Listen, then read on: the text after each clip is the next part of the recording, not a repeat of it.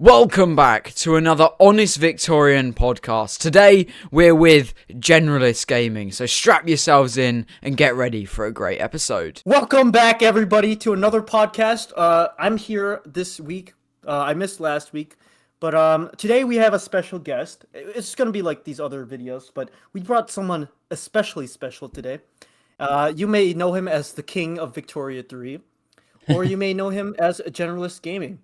Hello, Generalist. Nice to have you. Hello, good to be here. Good to be seen. Quite the intro. Hello. Oh, yeah. Very good intro. You should be keeping doing those, Jam. Oh, okay. You know why I say that? Okay, so first, right off the bat, when I first got into Victoria 3, you were literally like the YouTuber for Victoria 3. And it wasn't because I was great at Victoria 3 or like making content. It was because I was the only one. Right. I mean, that worked. It worked. You're at 20k subs now. 20k. That's crazy. Yeah, you're doing good, Generalist. Doing good. But yeah. speaking of that, let's talk about how you got into YouTube. What made you do Victoria 3 for your channel? Well, getting into YouTube and doing Victoria 3 are two different things because I've had two other YouTube channels for an extended period of time that never popped off. But I was already like doing YouTube stuff, and then I was playing video games, and I was like, look, I can just play video games and record while doing it. My earliest like YouTube videos are just me playing for like an hour, and it's like me just talking over playing. And it was like kind of important to me to just practice the skill of talking through my thinking process because I was trying to develop it as a skill. And so I didn't expect at all to like get a bunch of viewership or anything like this, especially because I put like zero effort like on the videos. I just like hit record and just talked for like an hour, and then I was like, okay, that's the end of the episode, and then I'd click end record, and then I'd start a new one and just keep playing. Hey, it works. I mean, you have absolutely popped off in the Victoria 3 scene, which is crazy. Yeah. It's like, even to this day, I think like whenever I think about Victoria 3, I think of a Generalist Gaming. Like, big nice. Like you were like the face of Victoria 3 for a very long time. I still say, yeah, even now, whenever people ask like, oh, I'm new to Victoria 3. What YouTuber should I watch? It's always Generalist Gaming. Yeah.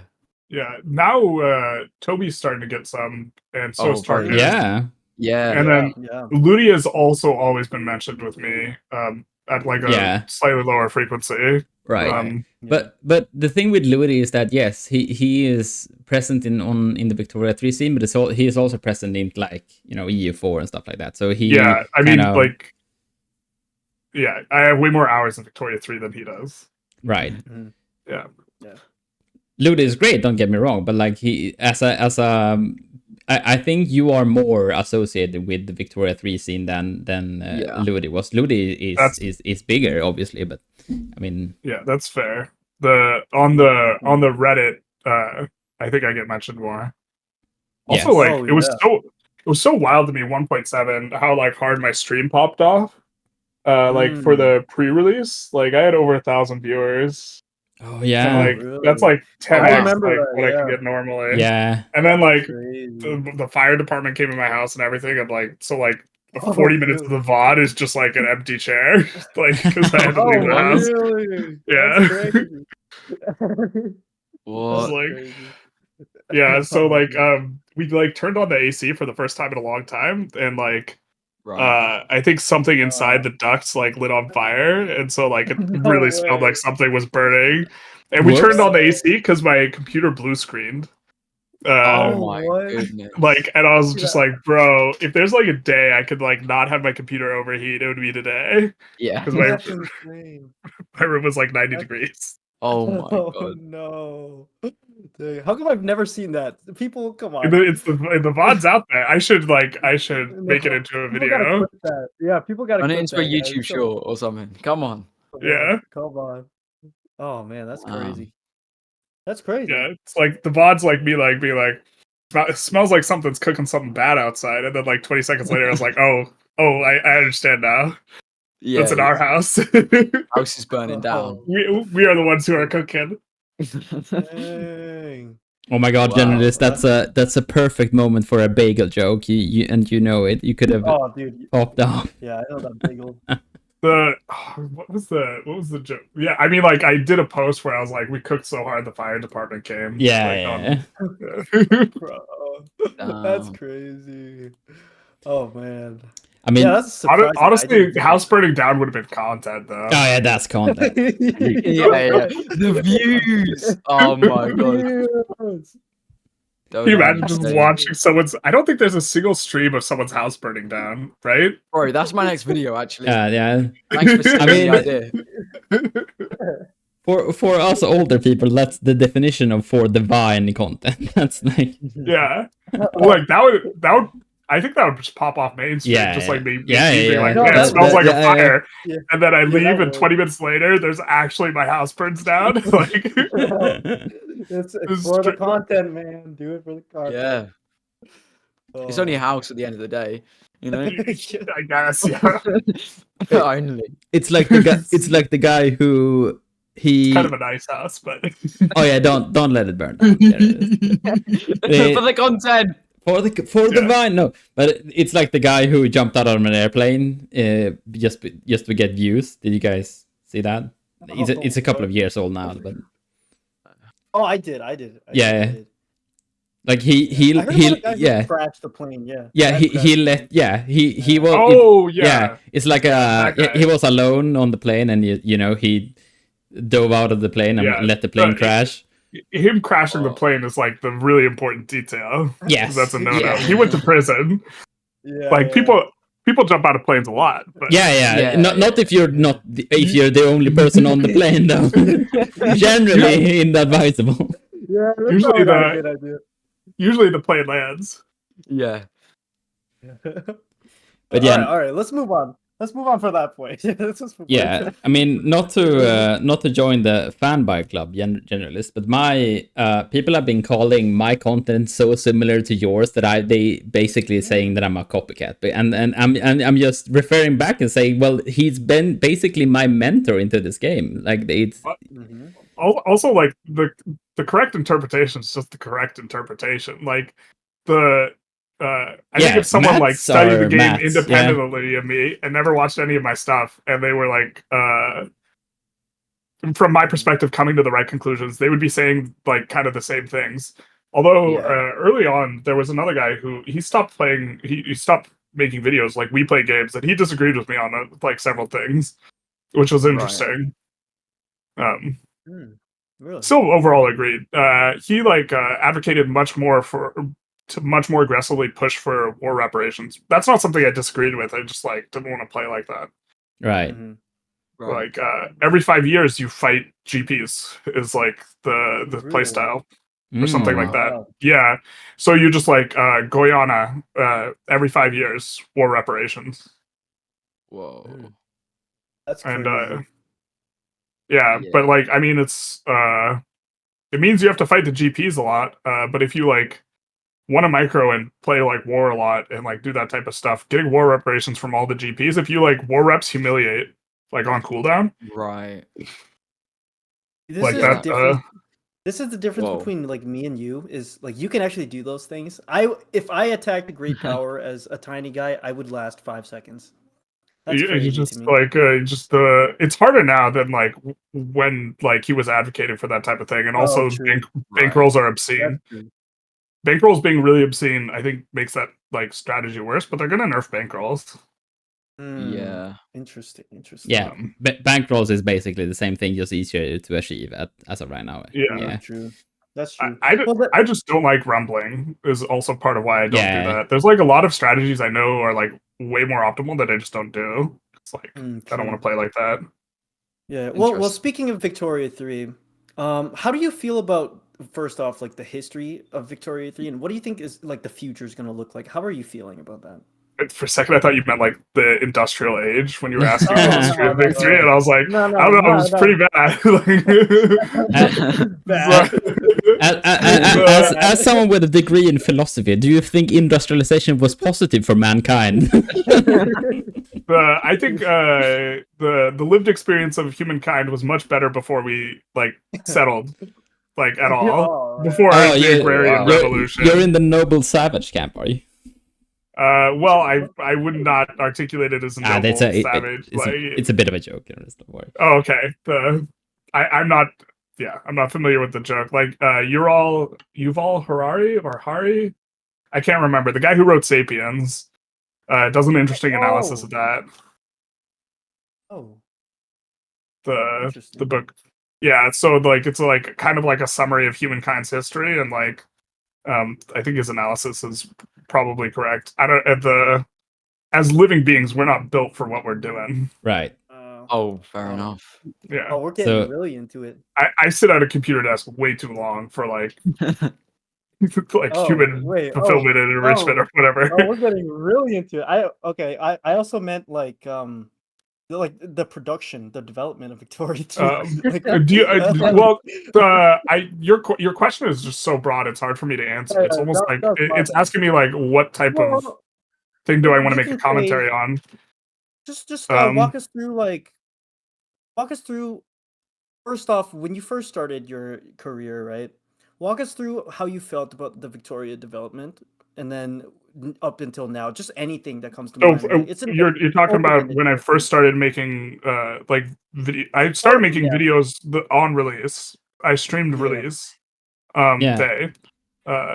I actually made videos before release where I went over like the AARs of the devs and this type of stuff. Those like actually relative to the channel popped off super hard because people were looking for Victoria 3 content and there was zero content. Yeah. And so just like going over dev diaries and like dev AARs like was like pretty good. Just like how like everything after 1.7 popped off super hard.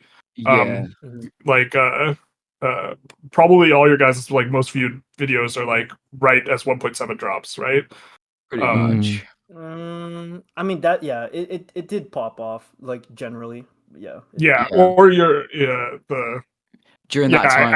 I guess I don't know, but I'm just yeah. Across the board. So that's like kind of the thing, and then they it dropped a lot, and for the most part, like patch 1 through patch up to patch 3, I solely did like I just played for like an hour and like recorded that and uploaded that, and that's what I did. And I kind of started popping off a little in like spring during like 1.2 when that came out, because I was kind of the only person making videos, and I was publishing like 2 videos a day. I have like 2,700 hours, so like I'm averaging like 3 or 4 hours a day or something since release. Oh my god! Which is like it's and my approach has like kind of always been a volume approach. So I think that for the most part, the people who are just browsing and like looking for Victoria 3 and like haven't played Victoria 3 are kind of unlikely to see my channel. They're much more likely to see kind of the bigger, more mainstream guys. View counts on my videos are generally not that high. I just like publish more videos. Right. I mean, so you're looking for that niche audience. Yeah, I don't know if it's my algorithm or if it's just YouTube in general. But if I search just for the term Victoria 3, a couple of your videos are like top ranked. Like the 2 intro, the guides and you seen any chum videos? Said I'm going on incognito tab and I'm seeing no algorithm is gonna. Let me check here. The top one is 101 Ludi. Might be. There you go. Yeah, it would be Ludi. But Hobie's up there actually. Texas, I'm assuming. And then Chum's on here twice. Which one? Which ones? The Japan video and the tiny. What's that? Oh yeah. Malta. Oh mine. Yeah. Anyway. I see your streams though. I don't see your videos, but I see your streams. Oh really? Yeah. For me? Yeah, you generally. So but the point is there that I don't think I get recommended to the broader audience, just generally speaking, and so you have to like already be in the Victoria 3 streets. Yeah, that is true. You're very like hyper specific. Yeah, and if I mean it kind of works. I probably should try and do something else and make adjustments. Like the ROI on making the first minute of your video like much more watchable is probably just too high for me to be ignoring. Right. I'm also like trying to do other things simultaneously too, True. like workout stuff and like books and stuff like that. Yeah.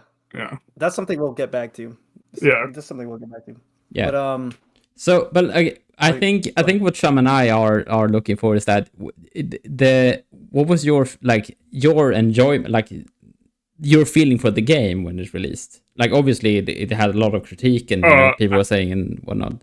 But I wanted like an eco-focused version of like EU4. Yeah. Like, because when I play EU4, like I just like go into chill mode and I'm like just trying to eco up and like this is how I like playing. This isn't how I ended up playing Victoria 3 though. Like in Victoria 3, you like your infamy decay is a resource. You have to always be utilizing it, otherwise you're like playing poorly. And like I think it's entirely because I make content for the game that I just like expand like a whole ton. But also like you need the resources. Like you get capped on the resource like aspect too. So the game feels like you have to be at war all the time if you're trying to play effectively, which is like not what I expected initially. But it being like an economically focused like grand strategy game is definitely what attracted me, because I've always like not really cared about the military. Like the first time I got the Declaration of War achievement in Civilization 6, I was playing multiplayer with a friend and I already had a few hundred hours. Oh, wow. So I never declared a war in Civ 6 for the first few hundred hours. That's actually amazing. So you just avoid war at all costs. Wow. Well, if it gets declared on me, then I smack the AI around, and like Right. it's not like I like didn't like conquer stuff or whatever, but like I also somehow I got the world conquest like the domination victory achievement without getting the declaration of war achievement. Oh, what? So I think I might have been shooting for the achievement and I was playing a 1v1 and I was planning on declaring war and they just declared it first and I was like, okay, something like that. Oh yeah, I see. that makes sense. Okay. Yeah. I see. Oh, so you're a Civ guy. I think I have like on Civ 6 I think I have like 300 to 400 hours or maybe 500. Oh, wow. And Civ 4 I have a couple hundred Oh yeah. So you know Civ 7 is coming out, right? Yes. So I'm planning a stream on release. Awesome. That's the question I wanted to ask. I might try and see if I can message people and ask if I can get early access to the game. Yeah. You should be able to, right? Just curious. I don't have like any Civ 6 content, so if that's the thing they care about, right. Yeah. True. I don't know how they make decisions on that type of stuff. Also, I was the last guy to get early access to 1.7, basically. Really? Yeah. You really? I would have expected you like one of the first. The problem is I don't have like a business email in my. I think that's the problem. I think that the community manager that's in charge of deciding who gets early access thinks that's a sign that I'm unprofessional, which is like to be fair, that's probably true. Oh, you gotta get that in there. Yeah, I definitely business inquiries email.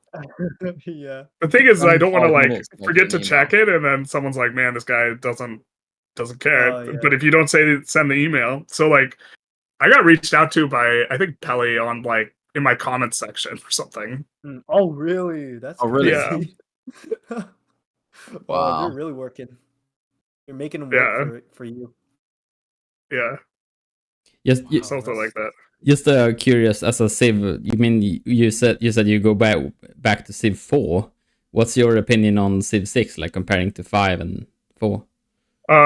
Well, I mean, I think that the newer ones are just better, but the like combat in 4 was probably better, like because the AI is just really awful at maneuvering troops, and so. But like overall, like the feel of the game is like much better in like the later civs. There's also like a ton of mods, but like fundamentally they have to like either dramatically improve the AI or like let the units stack again.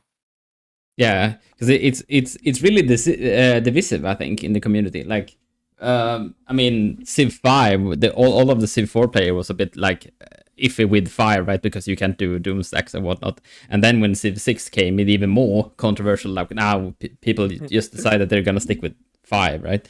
So it's a bit of a divisive topic. I think people do the same with like between 6 and 7. Yeah, I mean, really, especially because it seems like they're changing some stuff up for 7 based on like the little content per it have consumed. Right. And like I don't know, the people develop like an attachment to like current systems and then they get updated. Like there's a lot of people in the Victoria community that are like, bro, Vic 3 sucks, Vic 2, and it's like, yeah. I mean, it's always going to be that, like a number of that is just a statistical certainty, right? Like it's always going to be people that any change is bad, right? But it's been but if we could return back to that, I mean that topic on Victoria 3, then obviously your experience on launch, I'm guessing you joined the others in saying that it was a bit of a mess. Oh yeah, the game like so I mean the game on release was fun because it was novel, right? But but it wasn't. It had some very significant problems, especially with the UI. The UI was awful on launch. Yeah, like right. You couldn't tell how much infrastructure places had. There was no private queue, so like the private queue wouldn't play whack-a-mole for infrastructure. So it was such a pain to like look around and try and figure out what places had an infrastructure deficit and then just build in those places. Wow. Like that was like 80% of the game was like figuring out where you were supposed to build railroads. Wow. Yeah. You couldn't see why pops were angry because you couldn't see what they were buying because you couldn't see the baskets. The nested tooltips, but like that was the like the big deal, and everyone was talking about that, and then like later you realize you just don't care about your pops exactly. SOL. Yeah, exactly. So, like, are we not supposed to? Is that the meta? Yeah, that's the kind of realization. Or like, I don't know, if you're trying to make the GDP go up, if you're trying to make the SOL go up, you're actually just supposed to be like, you just close the borders. And so that is like, so true. That is so true. Yeah. Yeah, because your best resources and industries you have to divide amongst fewer people. So that's true. That's why I don't like playing for SOL. It like leads to play patterns that are just like bad for being a strong country. Right. Wow, I'm learning so much already. Yeah, just play California, close the borders. Oh, that's literally what I just did. Yeah, I literally did that like today. That's exactly what you do when you want to like maximize SOL. I know what to do now, guys. Yeah, I know what to do. Oh. You have iron. You have silver. Silver's the most efficient industry alongside gold, and you have gold and oil. And so like you just close the borders and you just vibe. You minimize pop growth. Hey, that's pretty nice. You probably try and get foreign investment rights as well. I'm not sure exactly how that meta works. Oh, interesting. So, okay, so would you say that, and you know, I'm kind of just making some fun stuff happen here, but would you say that you are the best Victoria 3 player out here? The best content creator or the best player, period? Just the player, or just like content creator. I'm not the best player. I'm probably the best content creator. Like not trying to like, just trying to answer the question. Like, yeah. Now, what would you think about so if let's say 3 content creators ganged up against you in a Vicky 3 like tournament. Oh, I'd get crushed. Would you get crushed? Who do you like pick 3 that you think you could beat? Us 3 at one time? No, I don't know. Bro, that's like I have way less APM. That's like if you guys if the content creators know anything about like microing armies and like doing like weird fidgety stuff, like there's just no way. We're talking about we're being on the same size country, right? Like there's just no way.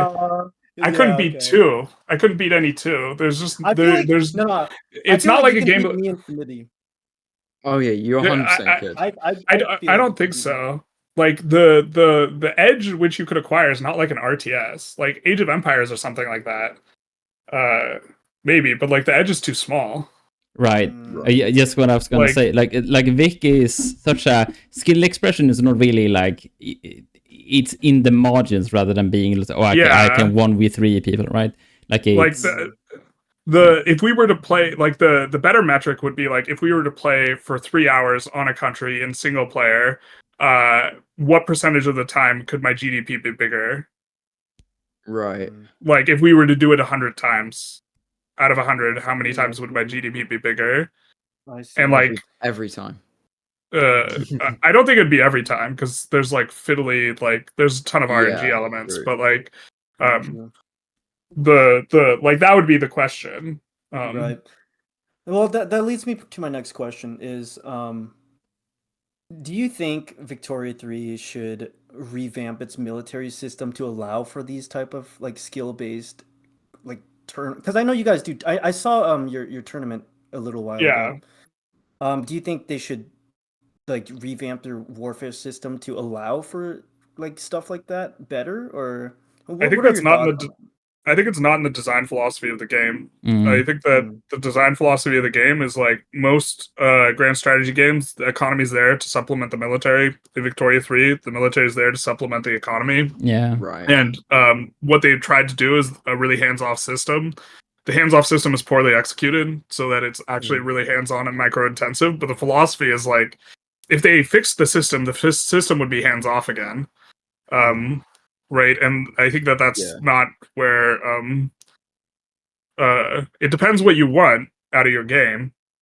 I actually was really attracted to the fact that the thing was super hands-off in regards to military. I don't want to like micro the military and this type of stuff.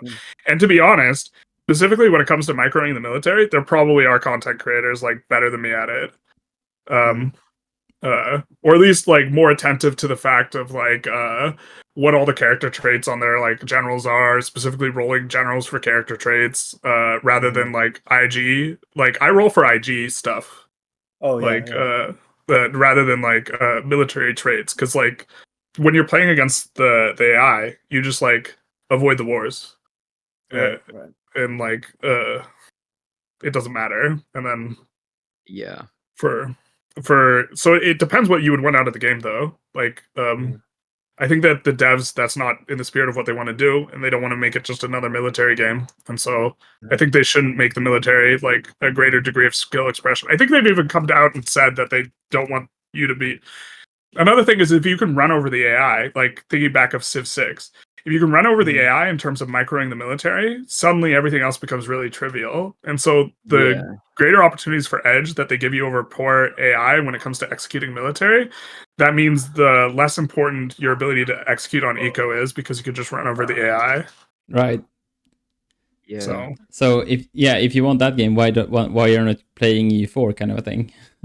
or why not play Hoey? I would rather they actually reduce skill expression in military.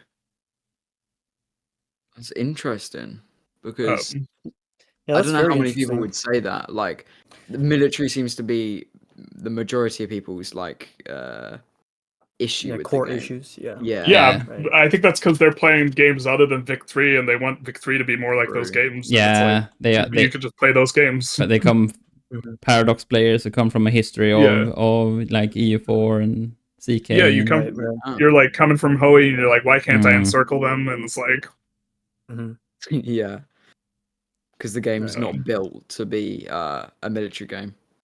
Yeah, the encircling should happen at the basis of your general, and you shouldn't have control over it. Is kind of what I think. And sometimes your general encircles them, and sometimes they don't, and that's life. Yeah, I don't know. The skill the skill expression is supposed to lie that you know when and to whom you to declare war, and to supply them with proper like equipment and the eco to support it. That's where the success is supposed to, like the design philosophy. I assume. At a much more strategic level than a tactical level. Yeah, I would prefer a game that just like takes tactics out entirely, because that's what AI really sucks at. Yeah, I see. I do agree with the point. Like, it should focus a lot more on logistics. I think that's something that they're really lacking. Is like, I agree with that. Being able to like supply your, like, there's no like strategy in that. Like you say, it should be about the strategy rather than the tactics. Particularly like it's an economic game, like you say. So like, I don't know. Right now, currently, the logistics, it doesn't seem to be existent. Even if it is like a little bit, it's just not really. It gives you a morale penalty. Yeah, To be it's not really fair, there. I lost a war that like recently in my Scandinavia run because so once you upgrade your units to the next level, you can't downgrade them. Yeah. And I used the upgrade all button and I upgraded everything to squad infantry. But then the squad infantry ran into morale problems because I didn't have any radios. And so Right. like this war became like unwinnable for me that would have otherwise probably been barely winnable, but it was also like a war I had no business winning because the AI can't execute. Yeah. Right. It's like Finland versus the UK and they have like 4 times my GDP Yeah. Oh, really? and like 5 times my military, but like they don't have a land border to the if the AI doesn't have a land border to your like HQ, like it's really easy to slap them around. Yeah. Oh, yeah, that's very true. But I think they are doing something with supply lines, right? In the upcoming patches, are they not? I hope so. I know yeah. it's like on their list of things that they care about. Oh yeah, let's talk about that. What do you? So the new video, I assume you've seen it because your comments on here. The new video. How new are we Right. talking? Well, it's been wasn't like that new. It was 2 like weeks. Yeah, 2 weeks 2 ago. weeks ago. Their Okay. newest update video. I've almost certainly seen it. Yeah, it was the let me find the It's the developer discussion one where they talk. Oh about yeah. I went over that on stream. People Yeah. are Yeah. strapping Okay. lads. Oh yes. You- Would you care to reiterate just the key points? Like what do you think about it? How do you feel about the new Oh man, changes and stuff? all the stuff blends together and where it's coming from. But like there was a couple. Do you like bullet points like have the issues, the things that they talked about? Because I honestly don't even remember what they Yeah, talked let about. me get it. Yes. Yeah, I'm on You, it. you just need to mention the topic, and then I'll. I 100% think like, they remember what made said, the major points I think was they are working towards making companies like being more autonomous and That's right. bit of an agent in your country. Yeah. They're making ships buildable units that like actual military equipment that can be sunk and repaired. I think that's going to be huge. I think that's going to come in the spring though. Right. And then they're making they've been it was a bit vague, but they are making supply more important. I don't know what they mean about that, but they are Okay.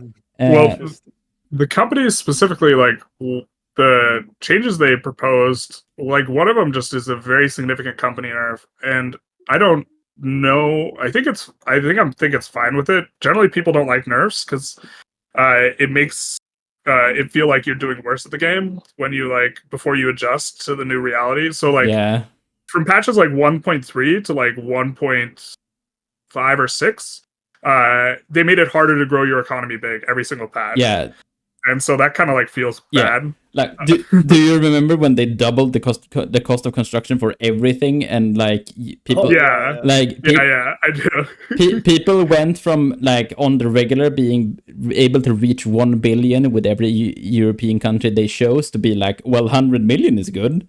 Like it was a pretty dramatic shift actually. Yeah, because it's like super snowballing, and also Mappy just strictly deletes money, basically. Not strictly, there's like one like exception, but the exception will never be the overall aggregate what's happening in an economy. Yeah, right. And so like the companies, they made it so that only the companies when they're building will get the construction bonus.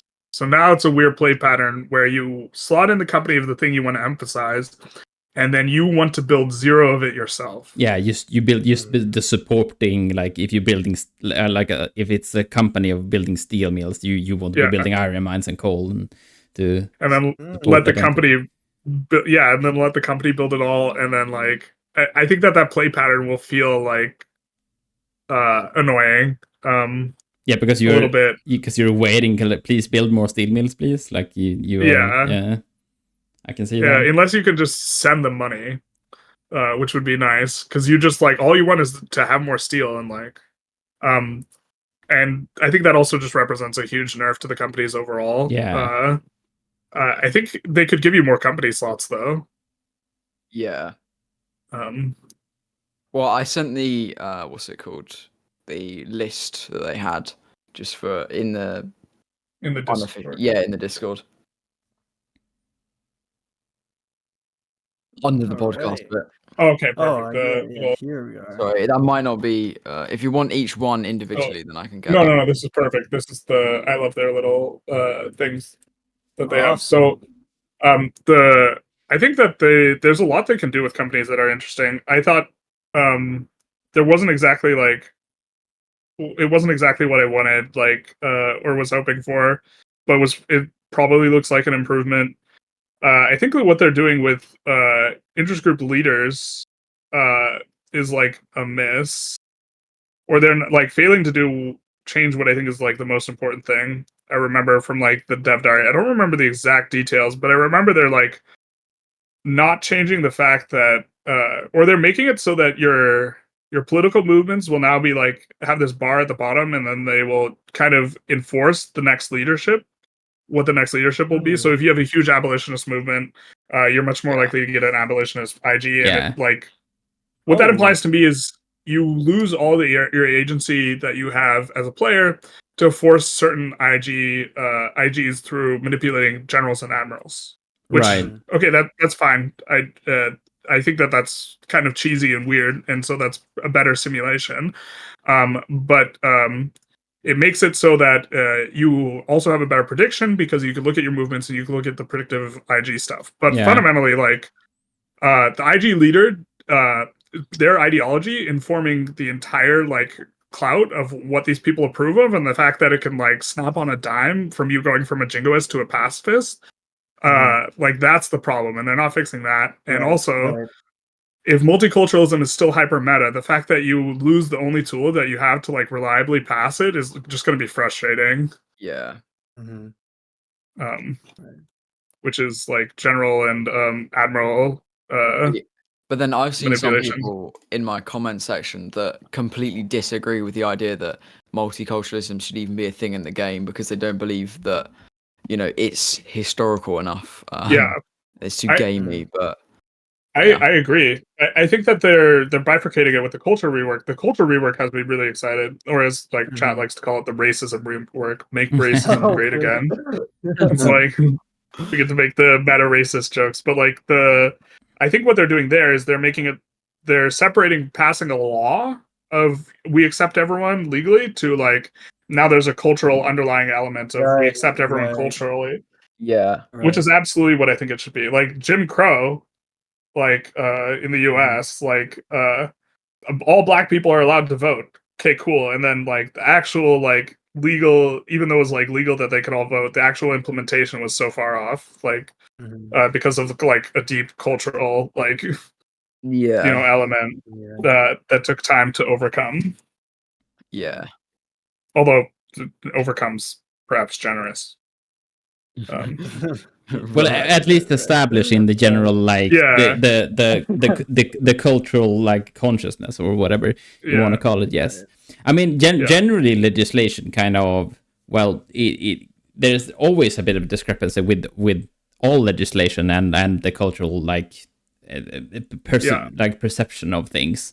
So I also think it's a good change that they're moving to, like also making discrimination like not a binary thing. Like these, all of these pops we hate and all of these pops we just fully accept is like very weird. It's so stupid that assimilation is not useful at all. Yeah, like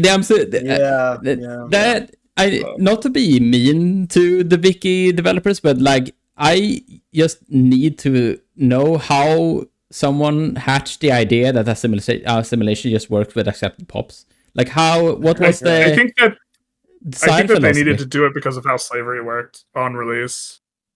Okay.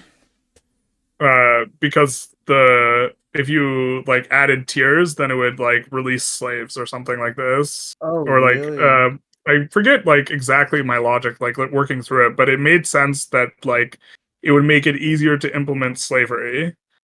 From a game mechanics perspective, because otherwise you would assimilate slaves over time, and that would mean you would lose. I see. Something like that. That's kind of weird. I don't know. Yeah.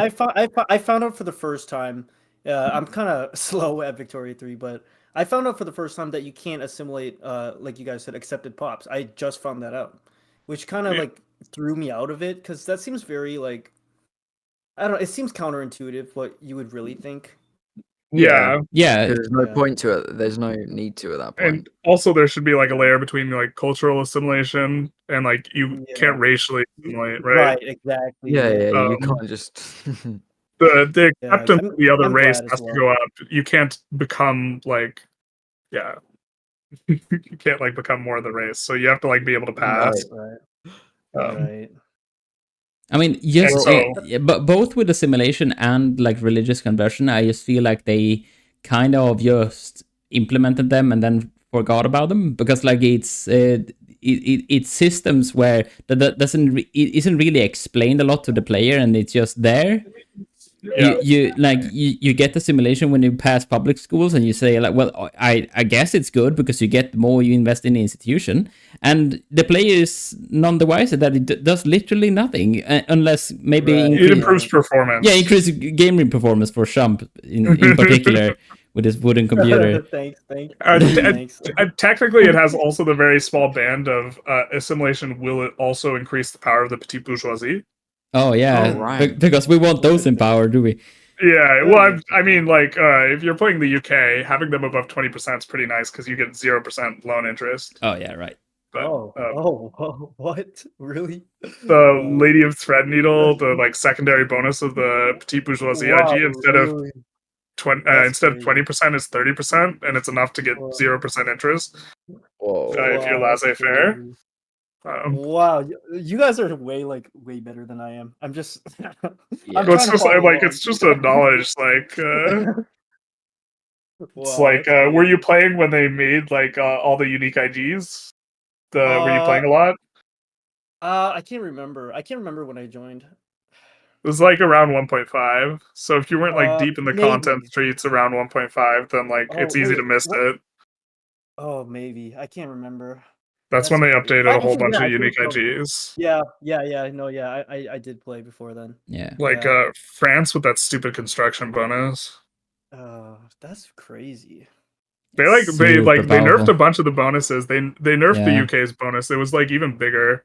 Wow. Really? I think the petite bourgeoisie used to give like plus 50% authority. Wow. If they're powerful and happy as well. That's crazy. Instead of like plus 20% or something. Maybe it was even plus 100%. It was an insane percentage. Like, I feel like they have been trying to push the petty bourgeoisie like as a IG group that you need to care about more because they changed it so that elected bureaucrats. No, wait, hold on. No, it was what was it? They changed it something that made and then stronger. Also with the ownership rework, they dramatically increased the number of shopkeepers in your country. Right. I don't really. Like every place that used to employ 4,500 employees and then have ownership on top, so it'd be 4,600 for most places that were industrial because you would have the capitalists on top, or 5K if you had shopkeepers. All those buildings, they just added 500 shopkeepers. So this is also a huge economy slowdown in 1.7 because you have like an additional, 10% employment or 11% employment on every building. You're adding like 500 shopkeepers to every industrial building. Yeah, and shopkeepers have less investment contribution efficiency as well. So but those ones aren't owners. The ones in the buildings aren't owners. Oh yeah, okay, right. But they add a lot to the clout. Because you're just like, every industrial building adds like 11% of its employment as shopkeepers. Because financial districts have shopkeepers as well, right? Until you get to public. Those are owners. Until you get to public ownership. Oh no, not the public trade. Publicly traded. Yes, exactly. So then it can be all capitalists, but before then it's a bit shopkeepers, right? Those ones are owners. Yeah, right. I don't know why they're like trying to push because the petty bourgeoisie in all my games are just it's a hindrance more so than anything else. Like they are just there being annoying because they are kind of reactionary. And I'm guessing that. Welcome to history, man. Is that the design philosophy? Like they want, like the player should have some sort of pushback in the late game, so that like all of the politics isn't just solved maybe for the player. The person to talk to about the petite bourgeoisie wouldn't be me. It would be OPP. He has long been saber rattling that the petite bourgeoisie should be stronger, and like that's a big portion of what the design philosophy underlying Victoria tweaks some of the changes is making the petite bourgeoisie stronger. And I think there's a historic argument. I just don't know it, but he does. I mean, obviously, like, if any country is going to end up fascist, you need the petty bourgeoisie to be pretty strong late game. So I'm guessing maybe that is the like a historical like the lack of fascism in like 1900s. It might be part of that. What's interesting is that they're also really powerful under universal suffrage, which wasn't the case before, because 11% of every industrialist-oriented building is petite bourgeoisie. And with a 1.5 wage multiplier, they're gonna be voting if you have high SOL. And information overload over here. Me and Chum are stunned. Like you can just tell by the silence. Like, I'm taking it all in. But like I think I think I can turn this into an actual like interesting discussion, because we've been talking to. Shoot. I thought it was interesting already. That it more so to me than to you, generalist. Then no shame should fall on you. But we've been talking to previous like guests on the podcast that like at least I have been pushing for that you should have more, not maybe meta, but you should have more at least viable play like strategies or play styles in Vic, because now the meta is very samey. They got to change the design philosophy, right? Because like I would love I've been long saying that I do want to do like a fascist run. I want to end up fascist, and I want to do like a be fascist when the game ends. And it's like it hurts my soul, because I know I can just go into co-ops and everything will be 100% better. Like it's just hard. So, and that goes for like absolute. Do you think monarchy, mechanically speaking, everything should be equally viable? Not equally, but like I think that at least there should be trade-offs. That's my like design philosophy, that you should be able to, well, maybe if I follow the meta, I would get the best trade-off. I would give up this in order to get this. But as of right now, like if you, for example, say you want, I'm gonna stay an absolute dictator, because that's just the playstyle I'm going for. This makes you float a bit more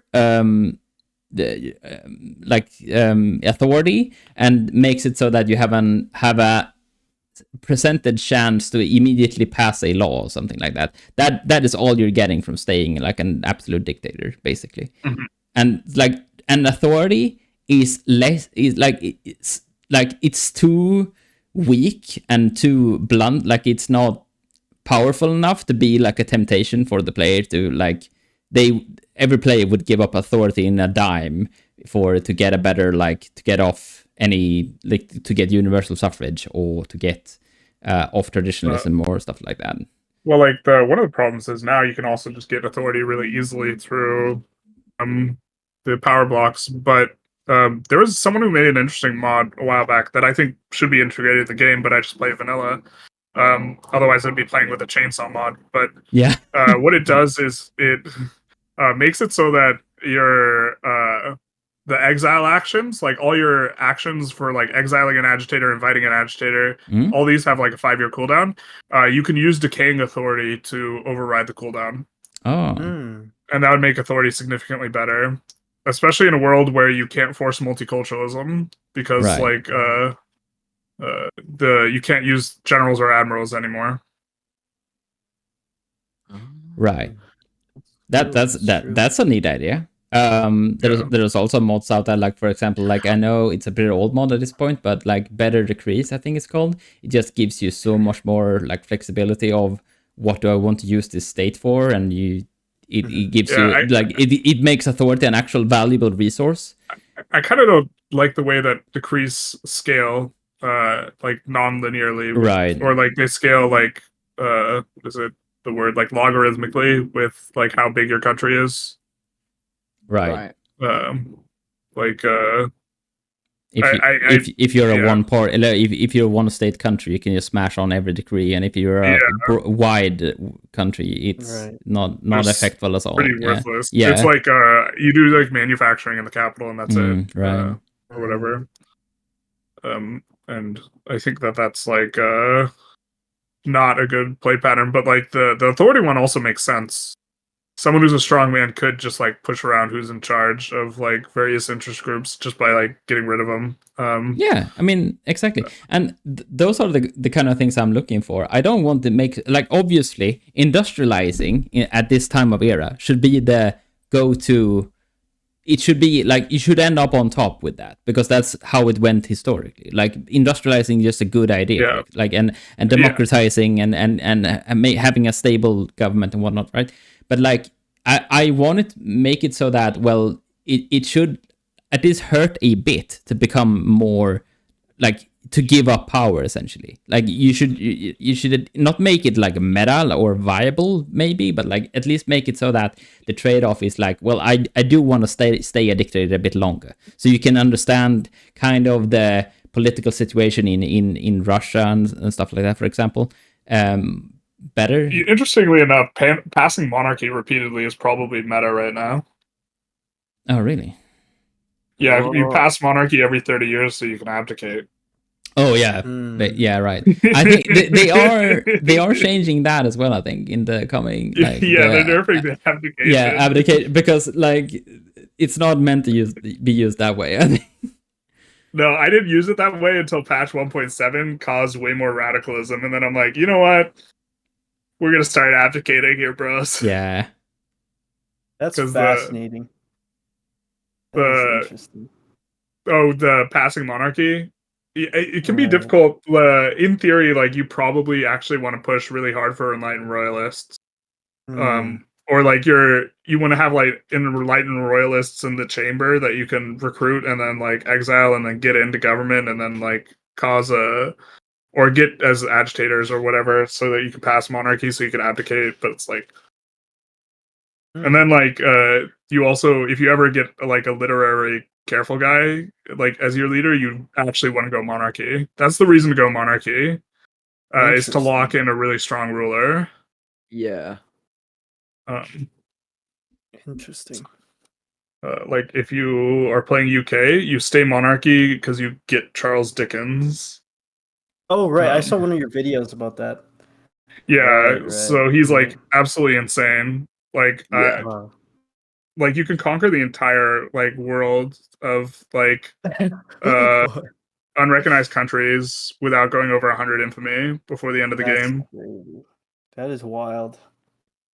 Does Charles Dickens reads to them or something? What is his bonus? So he has careful, which gives you minus 20% infamy generation, which it stacks with a bunch of other modifiers if you stack them up. Some stack additively, some stack multiplicatively, but it makes it so you can like subjugate China for like 15 infamy. And then that's insane. And then you also get literary, which gives plus 25% infamy decay, and you would get another plus 25% from floating a bunch of diplos. So like, it's but like, in order to lock in Charles Dickens, that way it doesn't change, you actually go monarchy. Monarchy. I see. That's wild.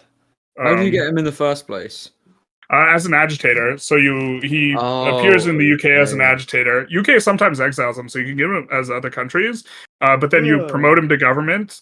You make it so that his IG leader is the person in charge, whether it's like getting him elected as president or parliamentary republic. And then as soon as your election fires, you like what I did was I abdicated in such a way that ensured that he would be the leader. So I abdicated Queen Victoria. And then immediately following the abdication, I swapped back to monarchy. Wow. I think I might have abdicated back to monarchy actually. That's crazy. I can't remember, but then you have Charles Dickens and you stay monarchy.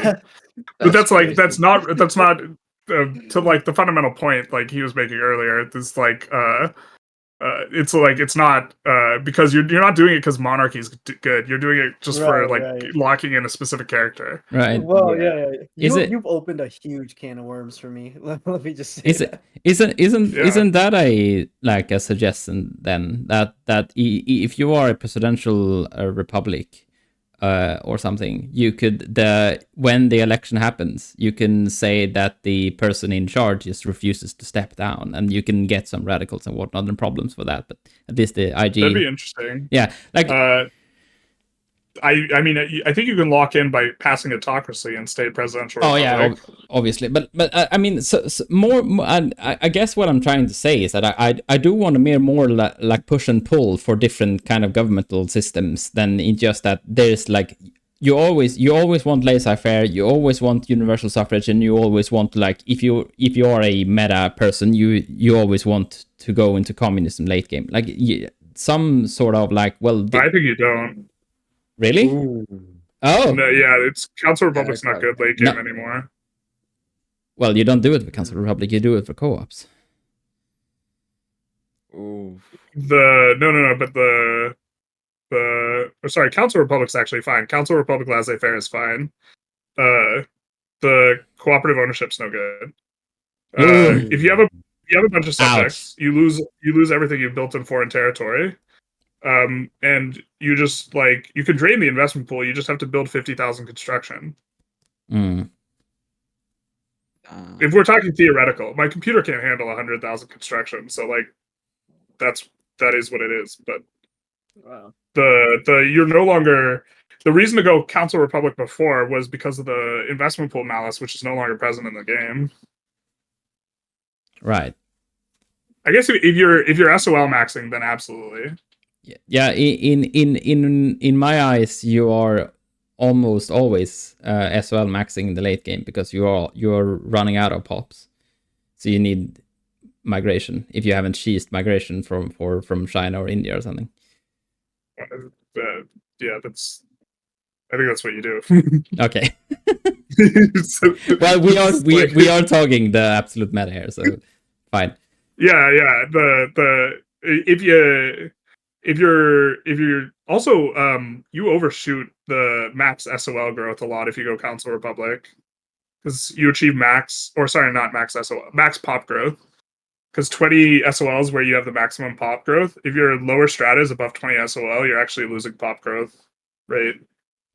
Right, but isn't your growing labor force coming more so from migration at that point than but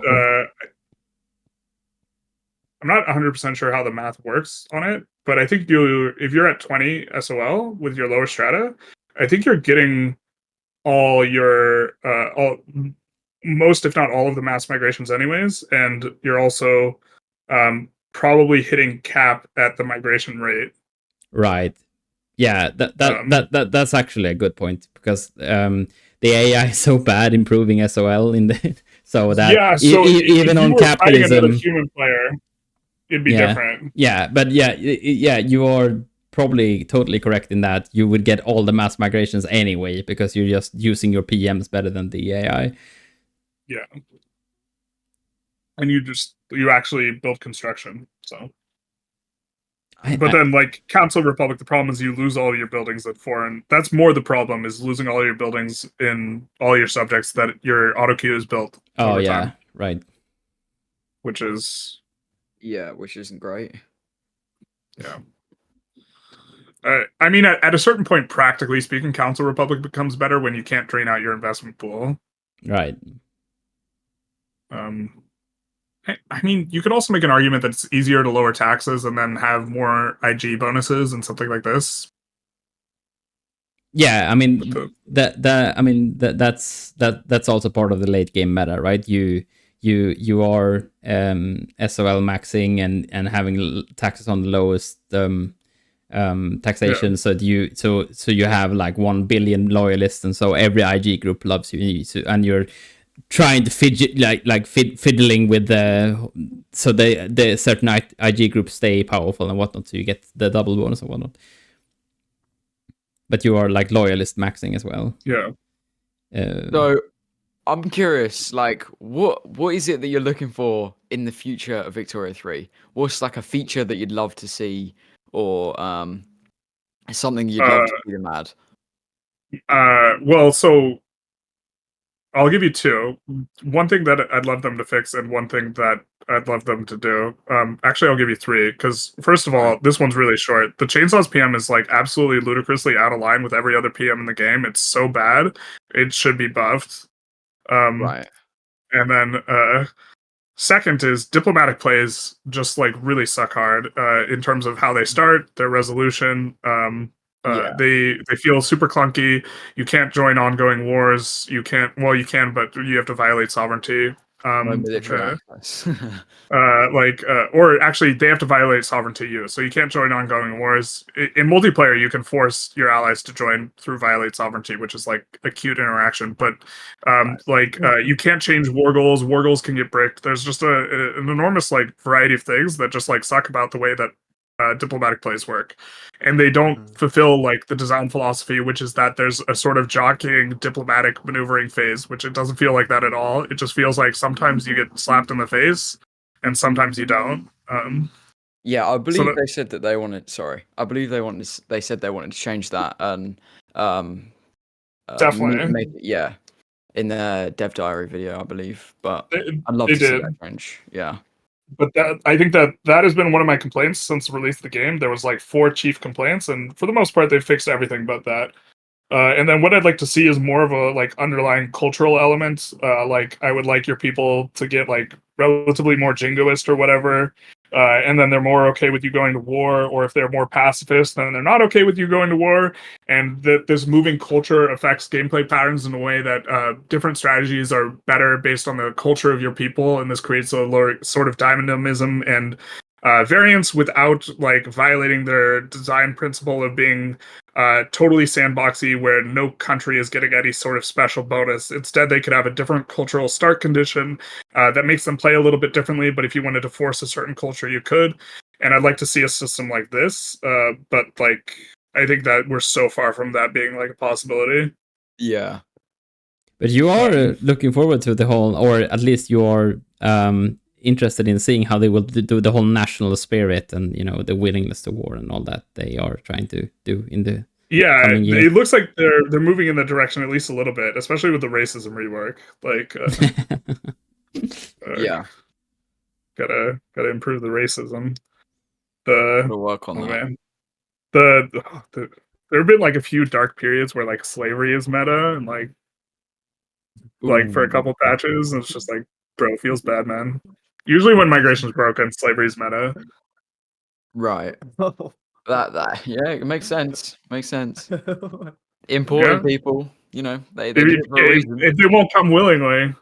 Yeah. Yeah. What the heck? Bro, well, they, you know, it happens. It's history. I'm just talking about the game, man. I mean, in game. Well, the meta is actually to turn slavery on and off. So you import them, you free them, then you turn on slavery again. I've been curious. How do you get slavery? I know it's like kind of RNG-ish, but like, is there a surefire way to get slavery again? Like after a certain period, once. Well, so I think that like in a 10-year period, you can still spawn slaver agitators. Or something like this after you ban it. You have to do it through an agitator, but you can do it through agitators from other countries. But it'll get progressively more difficult. It helps if you accept pops that tend to, or if you accept cultures that tend to have a lot of slavery, because you're more likely to be able to nab a slaver agitator. True. It's easiest just to start on slavery and not swap off of it. It's like once you're super beyond it, there's like no way to go back. Yeah. Right. Okay. Yeah, I can't remember the last time I played with actual like slave trade enabled. That was a bit ago. Oh, really? Oh, Wait, I've lost there's a it. game setting where you can turn it off? Well, Oh no. Oh, you mean you just go off the law? yeah, Yeah, like Yeah, okay. I was like, and I was like, bro. all the countries that I've been playing is like legacy slavery or whatever. It's Yeah, like there's like there's been like 2 patches where migration is just categorically broken, and during those patches, it was best to go slavery.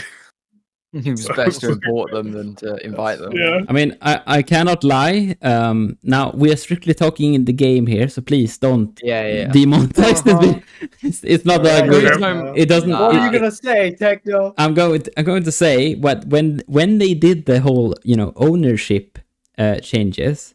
Jesus. The first thing I said to my buddy was, no. "Oh, so we can have state slavery now?" And then I was hopeful for that. Oh,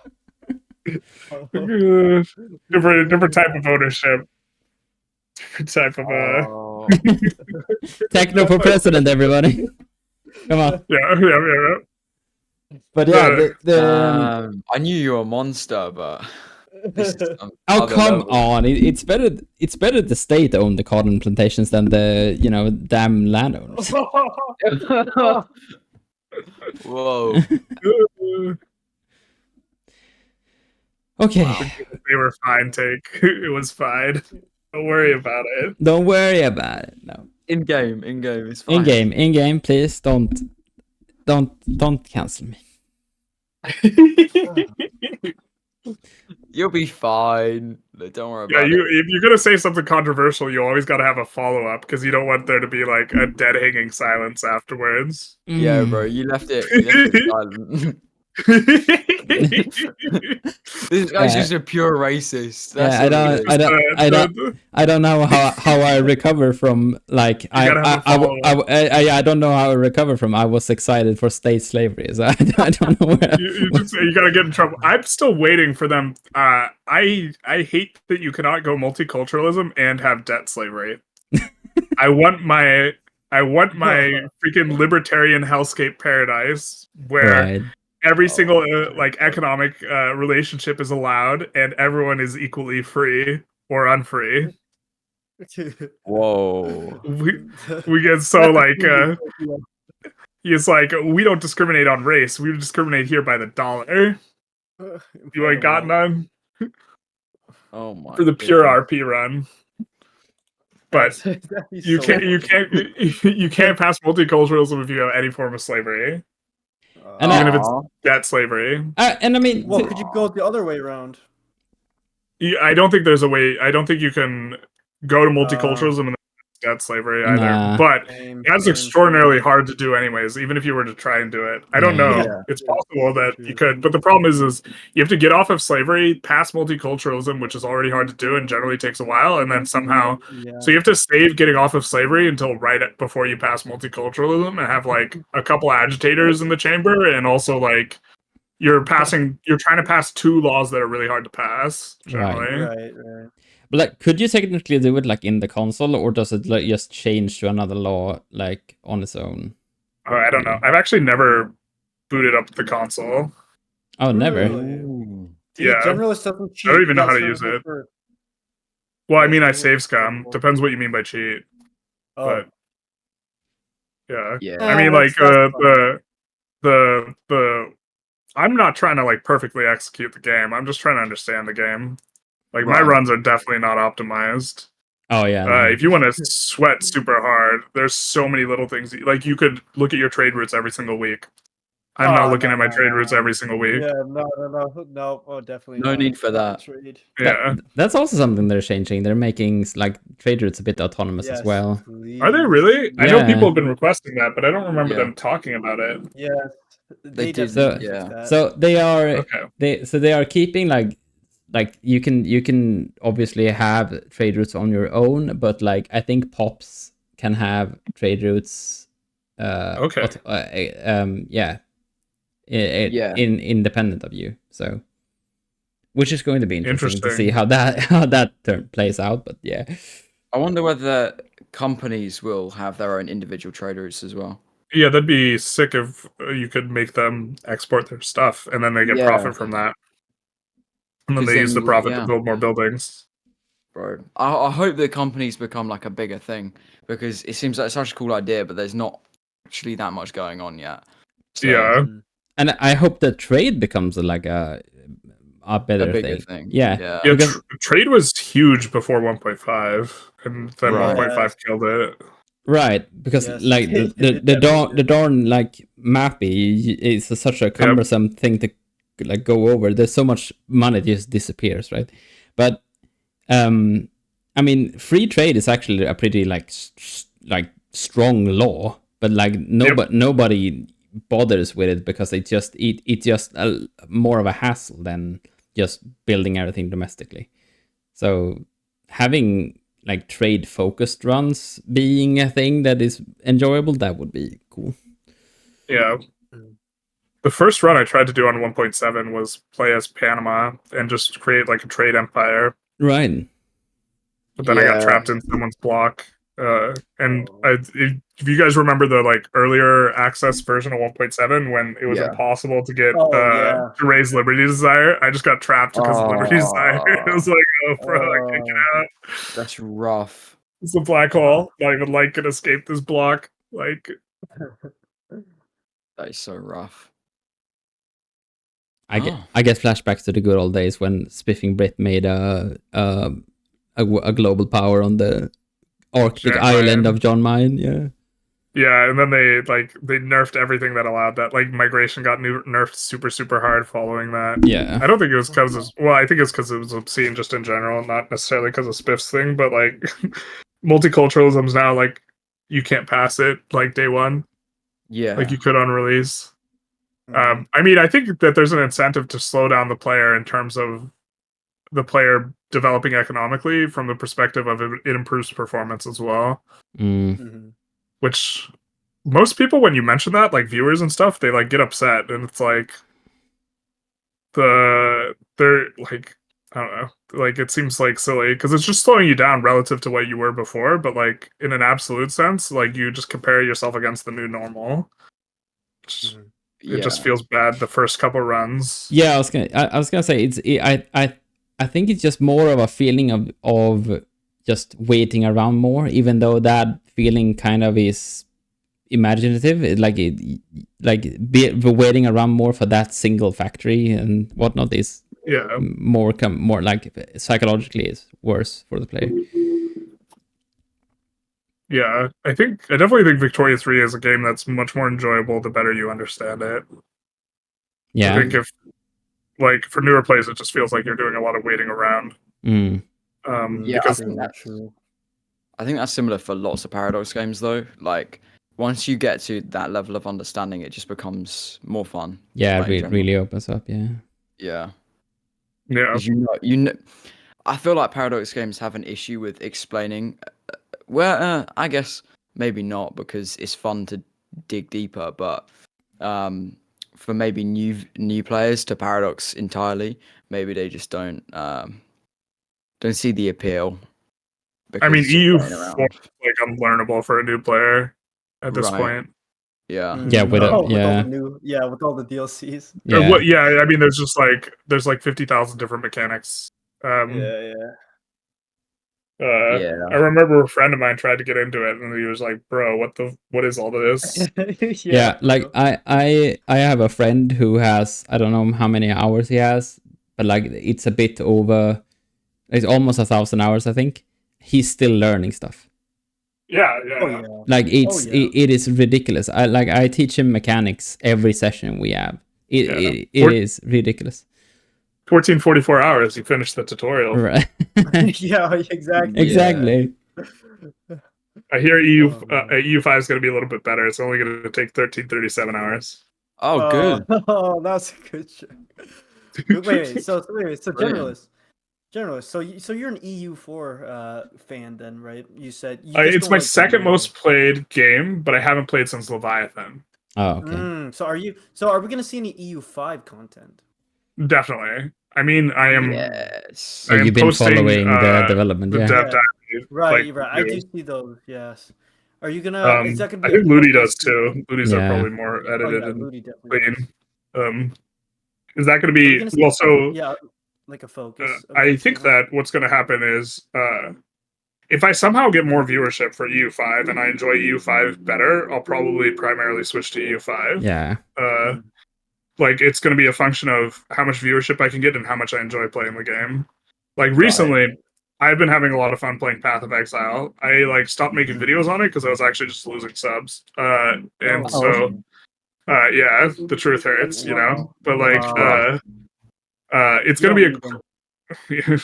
I mean, to be fair, like the people who like unsubscribe, I think that they're likely on the verge of unsubscribing anyways. So it's like maybe not the biggest deal unless you like do something really messed up or something. Like talk about how you want slavery more in the game. Yeah. But it's just all jokes. But like if I think it's unlikely that I get more viewership on EU5 than Vicky 3. So I think it's unlikely that I like pivot. Because everyone who's playing EU4 and making videos for EU4 is gonna swap over. And there's no way I'm like like competing with those guys in that sphere. The guys in that sphere are like huge, so it's really hard to compete. Not that it's like necessarily a competition, you know, like because I think that I think having more Vic 3 content creators doesn't like.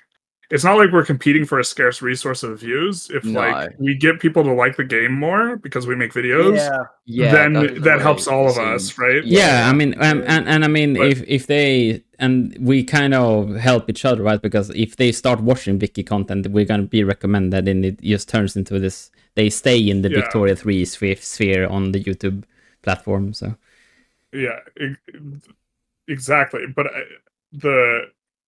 I just feel like it'll feel just like hyper saturated. EU5. Yeah, I think it's going to be as well. I mean, definitely. Vic 3 didn't see a ton of Vic 2 content creators like swap over because there weren't like a ton of Vic 2 content creators that were active. There's a ton of active EU4 content creators because the game is just recently losing support. Like they recently got their last patch, right? And then it's been a decade for Vic 2, or so like I think there's a substantive difference. I think I'd be almost more likely to do well with Civ 7 than EU5. Maybe not. Actually, that's probably just not true. There's some really big like Civ 7 or Civ 6 like content creators. Oh, that's true. Yeah, I think Civ is just bigger in general. Yeah. Well, I think the game is bigger, but I don't know about viewership on YouTube. Yeah. I know. I've never been one to watch many games. Maybe I shouldn't be here, but let me see. Sorry, I'm now doing research into the game. There's a lot of like viewers who like comment that the game's too complicated to play, but they like watching it. And so it might be the case that like you're tired after work, you want to play Vic 3, but you don't want to play Vic 3, so you watch Vic 3. Right. And I think Civ 6 is easier to play than like maybe or actually allow me to rephrase. For a person with an equal amount of hours, Civ 6 is probably easier to play. Civ 6 is harder for me. Like I feel lost when I play Civ 6. I don't feel lost when I play Vic 3. Well, actually I do, but like different kind of lost. Spiritually lost instead of. But that goes into another thing that I was thinking about, like when we're talking about how waiting around and building buildings and whatnot, right? Getting into Vic 3 and EU4 and whatnot. Vic 3 more so than other like Paradox games like EU4 or CK3 or something like that is not really good at telling you you're doing good or bad. It's just basically, this is a line in a vacuum. It's going up, I guess. Am I doing good? I don't know. Because you could also be building the entirely wrong thing, but the GDP will increase because as a factor of just the economy activity just increases. So this is something I talk about so much on my channel. Right. Yeah. It's easy to form incorrect opinions on Vic 3 about what's good because you do something that you think is going to be good and you see the line go up and then you're like, oh, this is great, and then it's just not because it doesn't make the line go up by the most amount. Right. And they also can I just interrupt real quick? Go ahead. Sure. Guys, I hit 10,000 subs. Hey, congratulations. all right, we can continue now. Sorry, I was just super excited. Nice. No, it is John, I was so at nice, man. I was watching it when I was at 19,999 and someone unsubbed and I was like, fuck. Yeah. I hate those. They do that, yeah. I was like, damn it. I wasn't live or anything. I was just like watching it and I was just like, damn it. Don't just went down. Oh, that's funny. All right, we can continue. It was like, I probably shouldn't be watching this. Also, but continuing, like, all the feedback loops of Victoria 3, or almost everything you do, doesn't affect something immediately. It affects something down the road. Yeah, exactly. And, like, sometimes people are like, oh my god, blank is happening, what should I do? It's like, go back 20 years and play differently. Like, is the solution. Or 10 years or whatever it is. Yeah. Because, passing, like, so increasing the speed of your research, there's actually like 6 steps involved, right? You have to pass the law to allow for education systems or upping your education system. You have to up it, and then you have to wait for your literacy to go up, and then once your literacy goes up, this increases your cap or your soft cap for your like active research, and then like you also have to build universities. There's like so many things going on, and at no part of that do you really feel like you're getting tech faster. And then not only that, you actually have to take the time to actually research the tech, and you have to notice that it's faster than it was before. And it's like none of that, like, you're getting like the dopamine release like you do when you like click left click in an FPS, and then you hear the poop sound when you hit a target. Like, it's not even remotely close to like the feedback loop. That is so true.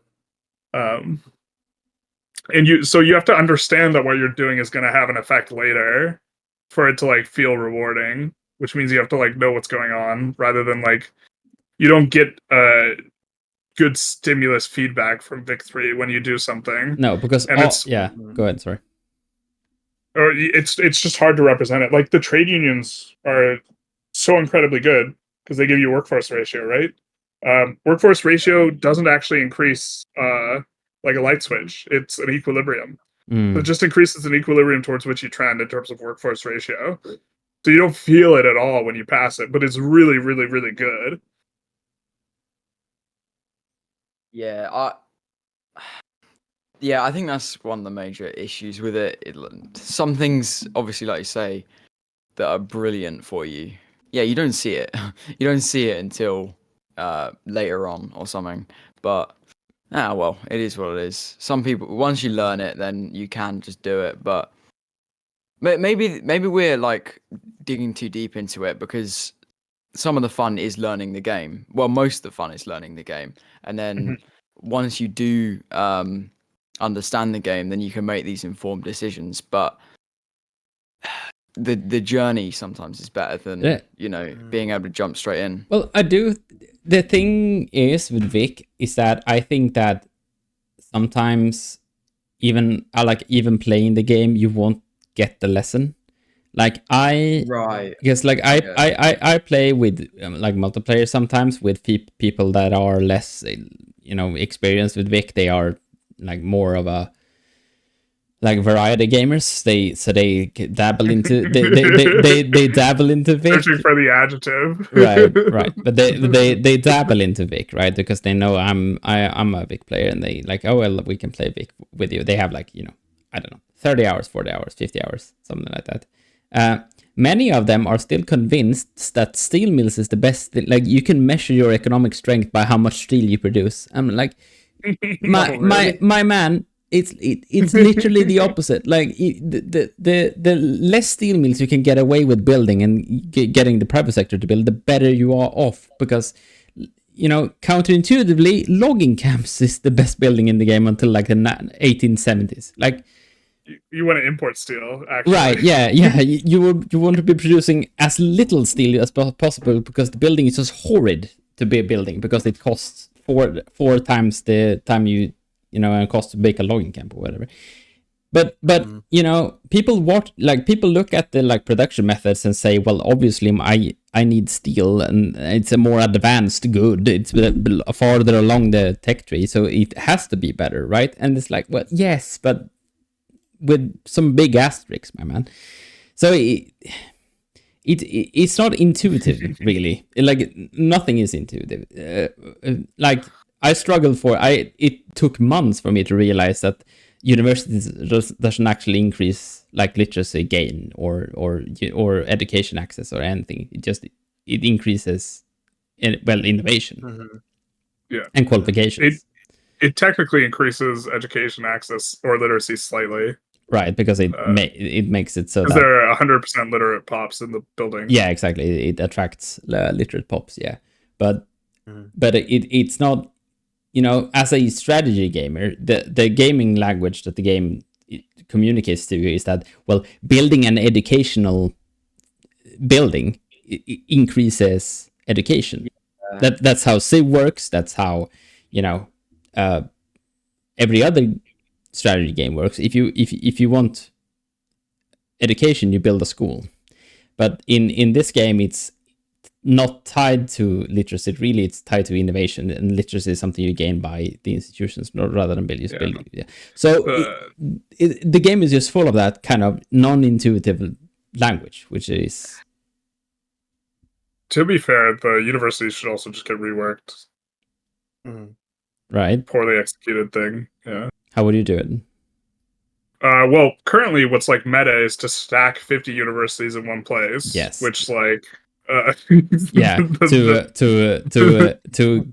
abuse the fact that it's a soft cap, not a hard cap, and you get research spread, right? Well, not just that, but throughput's really, really good on unis. Yeah.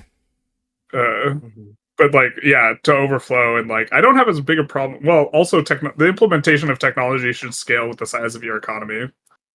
Yeah, I agree with that. So when I get a new PM and I have one iron mine, swapping to condensing engine pump should be a lot easier for me than swapping as China with 1,000 iron mines. And it's the same thing.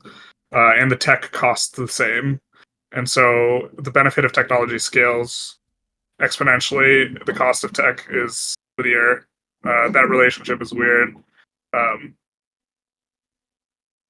the throughput making you not want to spread out your universities is also strange. You should want to put universities in high pop centers. Yeah.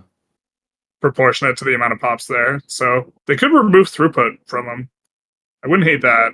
I think that'd be fine. Just as a band-aid improvement. Research is already hard to come by, so it just removes another thing for the player to. Because we talked with Tarkus about that as well. Is that the game kind of lacks, if you want to go really, really hard on something, the game kind of restricts you because, well, this isn't it's not historical or it's whatever reason it is, but you can't go too crazy. If you want to spend your entire income on research or an education, for example, because you really want to modernize fast, that's really hard. You can't just pass public schooling without some really, really rough pushback, right? If you are a very conservative country. Say you're playing an African country, for example, and you really want to play an alt history where, I'm gonna really, really go hard into education, but you can't do that because you can't pass good schooling laws and building universities. I think until the next patch, you can abuse applications to kind of make it really a lot easier. Yeah, right. But with that, if you couldn't abuse applications, it's a little bit rough, yeah. But how easy should it be? Yeah. To modernize as Africa. I mean, yeah, that's always the question, right? And I mean that goes into the whole discussion with how, if multiculturalism should even be a law or a thing. I mean, that's a living discussion in all of the Paradox games, right? How much do we lean into the sandboxy kind of alt history? What if, you made something entirely different, and how much you lean into that this is the general vibe and the general feel of this era. And like industrializing, for example, should always be the meta, because anything else really is ahistorical. But also, how hard should games be? Right. Like I think what players say that they want realism. Simultaneously, players want to feel smart and clever, and they want to overcome the bonds of history. Right. And like just crush the AI. So if you make the AI really strong, that actually like is demoralizing to players. Yeah, you don't want to be playing a rubbish nation and having an awful time the entire time, do you? Yeah, it's like, you got annexed by Great Britain again. Would you like to start over? Oh, that's true. I'm more so looking to I mean, it obviously should be hard to go against, like, if the odds are stacked against you, it probably should be hard. Like, for example, the EU4 classical example is, can you beat the Ottomans as Byzantium, right? And and that is like, they are not supposed to do that. They are not supposed to be able to do that. Like, they are supposed to be crushed to bits by this growing power in Europe, which is supposed to just kill off the entire Balkan area and whatnot, right? But you can, if you maneuver it correctly and you do it, probably restart 8 times, you can, by some your will, you can beat them, and you can restore Byzantium to its former glory. And this is one of the most played playthroughs in EU4. Yeah. And but should you be able to do that? Well, maybe not. Like, it's something you like, if the game were harder, you would never be able to trap the Ottoman army on an island. Right. Which that's how you do that, right? That's like the normal execution for winning that war. They recently changed it so that, like, because they split their army or whatever. Well, they okay, recently, it's not that recent anymore, but like they did like a update which focused on Byzantium, and they made sure that, like, you can't just build a navy and make and bombard and take the fort immediately, for example, because they made a lot of debuffs and whatnot, because they thought that people were cheesing it. But people are still cheesing it. Just they just found another cheese, right? Is there no other way to trap the army? Like, right? Is that how you do it? I think you can. Oh? I think you can. I think Skanderbeg. I think you can trap the army if they go onto that little island whatever in Moria or whatever. I don't know what it's called. Yeah. Moria, yeah. The idea is, like, if you're playing against a human player or a competent player, they would never put their entire army there. Nah. On the island, right? Oh yeah, totally. but like that is the that I mean, but that's the subject, right? Like, that's the talking point. Do we allow these things to happen because it's player agency, and if they are skilled enough, they should be able to do it? Or do we consider it, well, this is just cheesy historical, and we should restrict the player to not do this crazy stuff? Like, it's a balance between considerations for something being a game and considerations for something being historic, and you probably look at it at a fun sort of trade-off perspective. Exactly. I mean, I would prefer the AI being stronger and the really small countries being unplayable. Yeah. I think you can have a bit of both, in that, like, you can increase player agency. You just make sure that the choices that they make are right. Like, if they want to go against what is historical, if you, like, say you wanted to hyper modernize as Africa, right? You should be able to do it, but, like, you should be on the brink of bankruptcy. Like, you should be it should be rough. It should be hard, because you're going against everything that is sound. To be fair, I think you kind of can hyper modernize Africa if you want. I don't think this is impossible. No, it's not. But as a general example of what my design philosophy of these kinds of games are, is that I'm always going to strive towards player agency, and it's obviously going to have trade-offs, and it's obviously going to be not easy, but I think that you should be able to, like, if you really want it, you can push, you should be able to push game mechanics to their limits.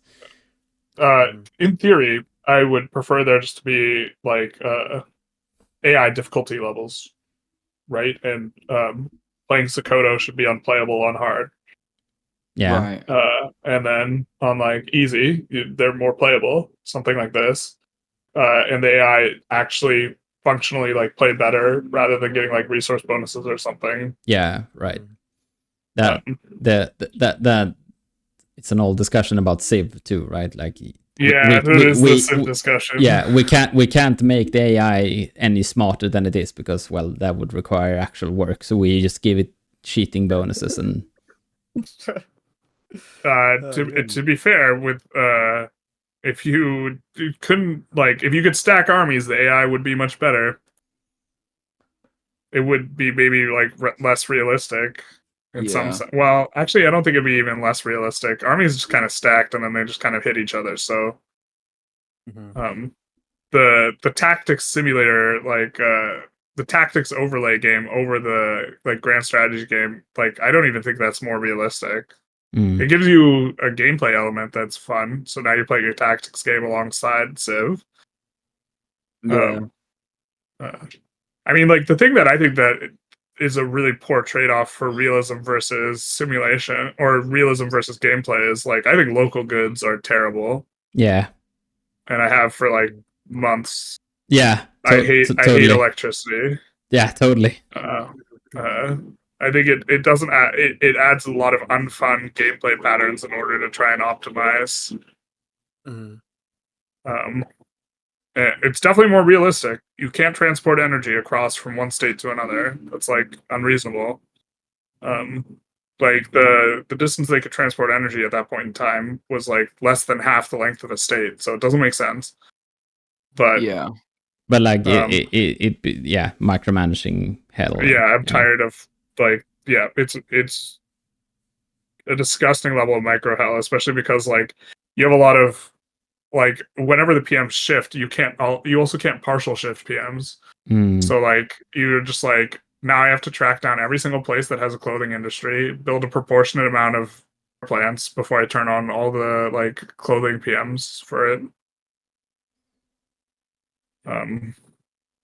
Right. On top of the PM on base electricity sucking so hard that you can run a shortage and it also won't be profitable enough to employ up. Right. This has been an issue for a long time. I remember power plants being pretty bad in early stages as well. But yeah, I've left some feedback. They were definitely worse before, but like now the AI doesn't build like 30 of them in one place anymore. Yeah. I was pretty vocal opponent to the whole mappy changes as well. I know that this is, a bit of controversial opinion, because like, obviously local states eat the transport cost or whatnot, right? Like this, but it wasn't always the case that the goods extracted was what was the word? They were refined in the same locale, right? Like Sweden, for example, all of the resource extraction was in the far north, and it was transported to the population hubs in the south to be refined into different, like the iron was dug up in the Arctic and it was transported down and made into good steel and all that jazz. So having, the rainbow state meta, I don't really, it doesn't feel, I mean, I get what they're going for, but it doesn't feel like really realistic to me either. Well, that sounds like more disagreement about implementation than the like base idea. The devs have said that the reason they can't implement it so that it calculates how far the materials have to travel, and you pay based on how far it travels, which is like what it should be. In which case, traveling it 2 states over is because of performance. Yeah, it would be a lot of fucking calculations. Yeah. So because like right now it doesn't keep track of like where stuff is from. Everything just feeds into the market, and the market just has like this disembodied price. And so like I mean, like, so the heart of the game is like really pops. That like kind of makes everything go. They all have jobs. Everything gets tracked. This is, kind of informs the entire political simulation, and it's like a lot of depth. But that's like where all the performance goes. So like some of these changes, like I honestly think that they could sacrifice pops to like make performance good enough to do other stuff, and it would maybe improve the gameplay experience. But I think they never do that. So that's like basically saying, I wish we designed a different game. Yeah. Dang. Yeah, I mean, yeah. That would be a pretty unpopular thing to say as well. In like, we are gonna, because pops is the heart of like, pops is the thing that makes everyone, you know, it's the buzz. Yeah. It's the buzzword. Like it's since Wiki 2, it's like, well, we're gonna make a game where we have real pops that have real opinions that have real jobs. Yep. The Wiki 2 is like way different though, because you're like pops upgrade, and they like are like not employed locally in the building like in the same way, right? Right, but as in the game kind of concept, like as a selling point, like Vic 2 and Vic 3 is the Vic 3 as a follow up to Vic 2 is the game where you can actually see the individual populations, because it's really a buzzword. Like people like having pops. They made 1.7 perform way faster, so maybe if they get like another kind of jump like that, they can sacrifice it all for like goods transportation that makes sense. Maybe, but like one of the reasons the Ottomans suck is because they don't have a single like place that has iron and coal in it in the same spot, and they also don't really have that much wood. But like they have a ton of places that have iron or coal, which is just very frustrating. Yeah, it's like places that are. Yeah, go ahead. Sorry. Go ahead. I just don't like the rainbow meta. It just making half of my country just irrelevant because I have a state. Would you prefer going back to 1.4? Where the meta was to put down a manufacturing edict in one state that had the most population, and a resource edict in the one that has the most resources, and only build in those 2 states. Yeah, I mean, I guess it's kind of similar, isn't it? That was rough, bro. That was rough. It was like super meta. It was so much stronger than trying to do anything else. Yeah. What do you mean rough, Sham? It was just so like you just sit there and just build it. Like, I mean, it's at least there's variety now. You're like, woo, we're pushing throughput, baby. Exactly. It was just like, I don't know. That was the only thing you cared about. Yeah, exactly. Was you're like, are we throughput max in here? It's like, hell yeah, we are. And now you can't push throughput like until like you're getting in the 20s and 30s range. Yeah. Or it's not good. But I like that metagame seemed dumber to me. Yeah. But like I 100% agree. The implementation, when like I have a state that has iron right next to each other and a state that has steel or a state that has coal, and I can't just like ship it from one. Like I'm 100% with you that seems real stupid. But yeah, it's the same. I would ship it across. I also I have no like data for this or like this type of thing, but I have a suspicion that Victoria 3's development team is like smaller than CK's or EU 4 or 5's. I'd assume so. Yeah. And so like if it is way smaller, like how quickly can you expect like certain changes to be made? And I think following Imperator, I think that was Imperator's mistake, is that they had too many resources, and then they were hemorrhaging money and then they had to abandon the project. I'd much rather them be like, we're gonna have a leaner development team and we're just not gonna abandon the project. Like, you know, in terms of their approach to stuff. Yeah, that's actually good. Oh, what a banger of a game that was. Yeah, I mean, big fan. I wish What it was do you getting mean support. Yeah. It is a banger of a game. Come on. Someone's got to restore the timeline. I mean, Lathe almost like resurrected it. It was I mean, so Lathe's not willing to fall on his sword for that game. no. I don't think. I would. I'm willing Lathe, to, but I'm just so you're small. willing to? What are you doing Dude, making Vic 3 content? Because I need to build up an audience first. Nope. That's the whole There's point. there's no one making Imperator content every day. All right, I'll do The it. space is completely empty. If Lathe wanted to really resurrect the game, he'd be like, okay, only Imperator content from now on. We go in. I mean, he did a pretty good drive for it. He did make it so he made it so that Imperator actually had like daily players that were rivaling other Paradox games. Yeah, it was in March, but it was a novelty thing though, right? He got the novelty kick. There was a ton of players going back to it, experimenting with it. Temporary, but he's never gonna have the update bump. So like 1.7, we all got a huge update bump. Yeah, you never get the update bump with Imperator. You have to be an absolute savage to be like, bro, I am just here to make Imperator content. But also, that space is completely empty. Oh man, you're convincing me, Generalist. You're actually convincing me. It's like it's 100% empty. So if there are for the people who play Imperator, like you can just like grind that. So like there are like 15 people, but to be fair, like Vic 3 like has felt like that during certain like periods where like nobody's making content. Or there's like 2 of us. And then like we're still not getting views.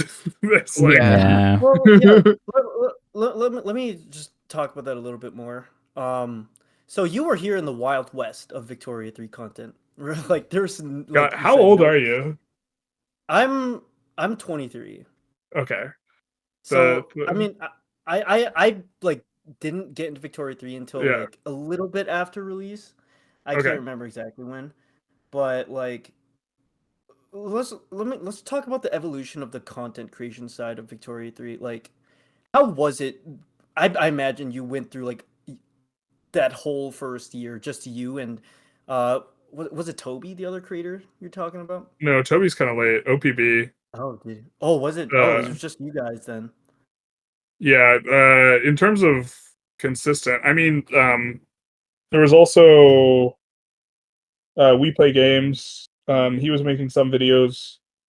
He doesn't. I don't think he's published in forever. Toby was like not that much later than like the period of time I'm talking about. I think he was earlier than you 3. Definitely.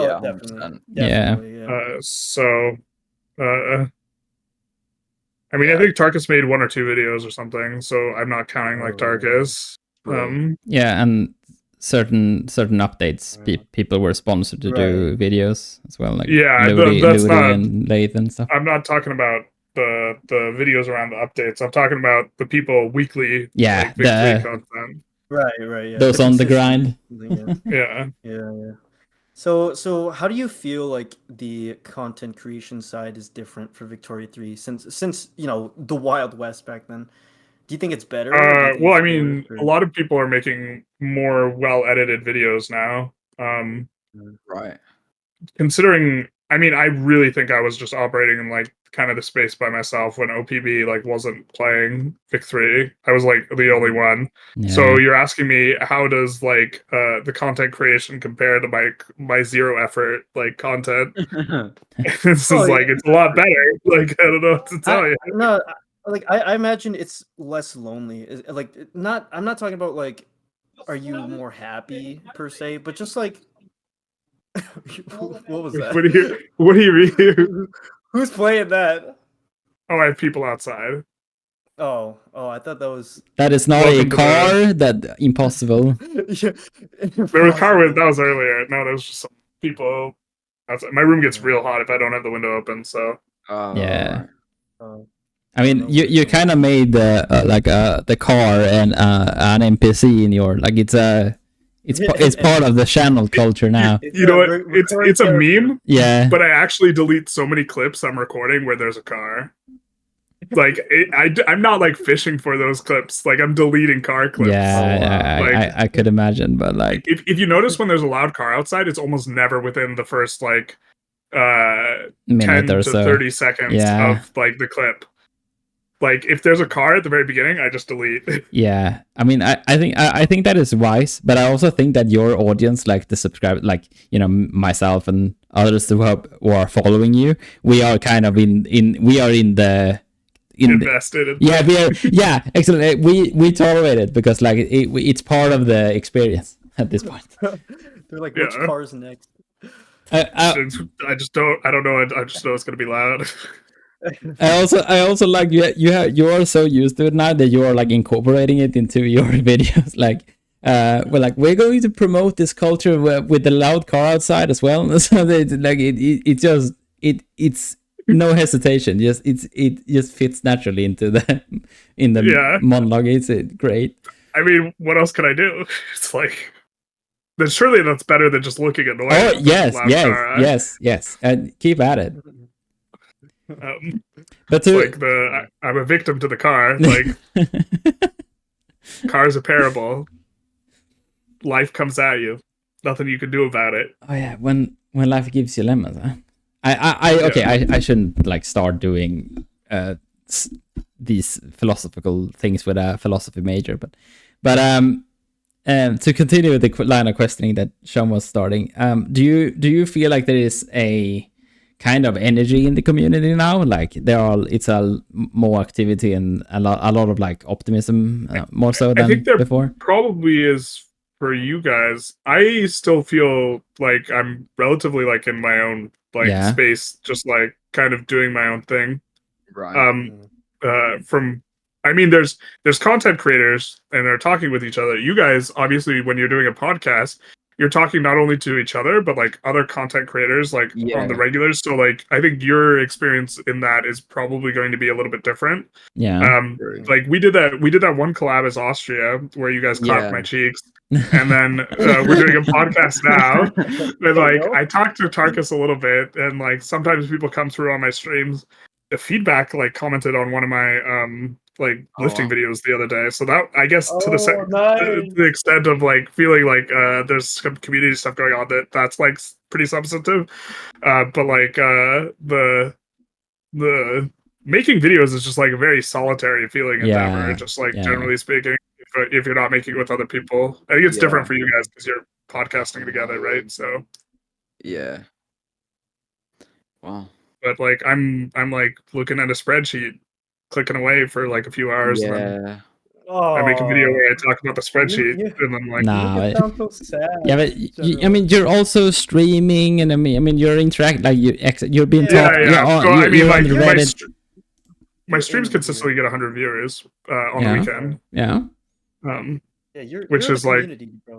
Yeah, I mean, that's very flattering. You're on Reddit on the regular, like, people talking about you and like it. But the question was about how it feels. Yeah, right. Not like what I think about what the community looks like relative to myself. Yeah, because those are like two different questions. Oh yeah, when you put out a video, your experience making that video is like very solitary. Yeah. Right? Oh yeah, 100%.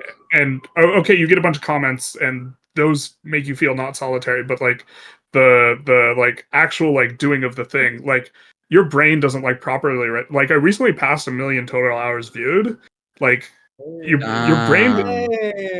Yeah, it's very nice, big milestone. But like my brain like can barely wrap my head around the fact that people have spent over like 100 years like watching. Bro, that is crazy. Yeah, that is crazy.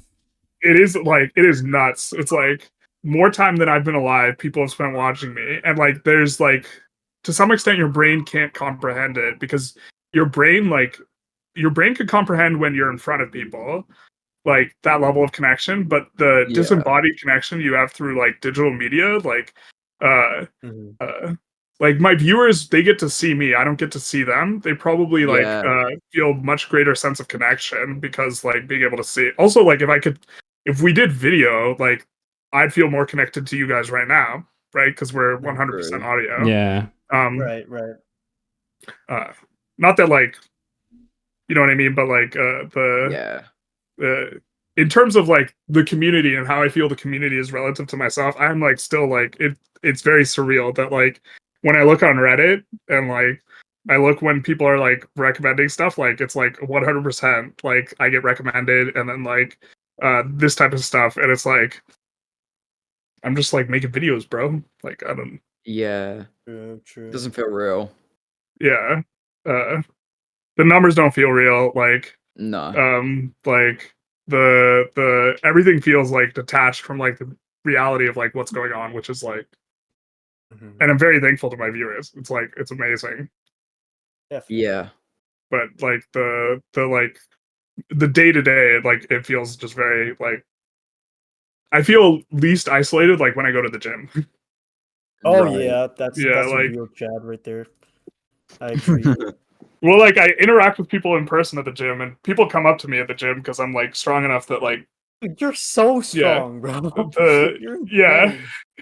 But I'm at a level where probably on average of like maybe 1.5 a workout, a guy will come up to me and be like, "Bro, you're so strong," and then I'll be like, "Thanks," and then they don't have a follow up, so it's just kind of like awkward. Right. Like sometimes they do, but like it's just like a very weird type of interaction. But like it's also a face-to-face interaction where someone's coming up to me and be like, "Wow, good job," because people don't throw shade in public. I get that on the YouTube. Yeah. You never been recognized like from the YouTube from in public? What? For Vic 3? Yeah, no.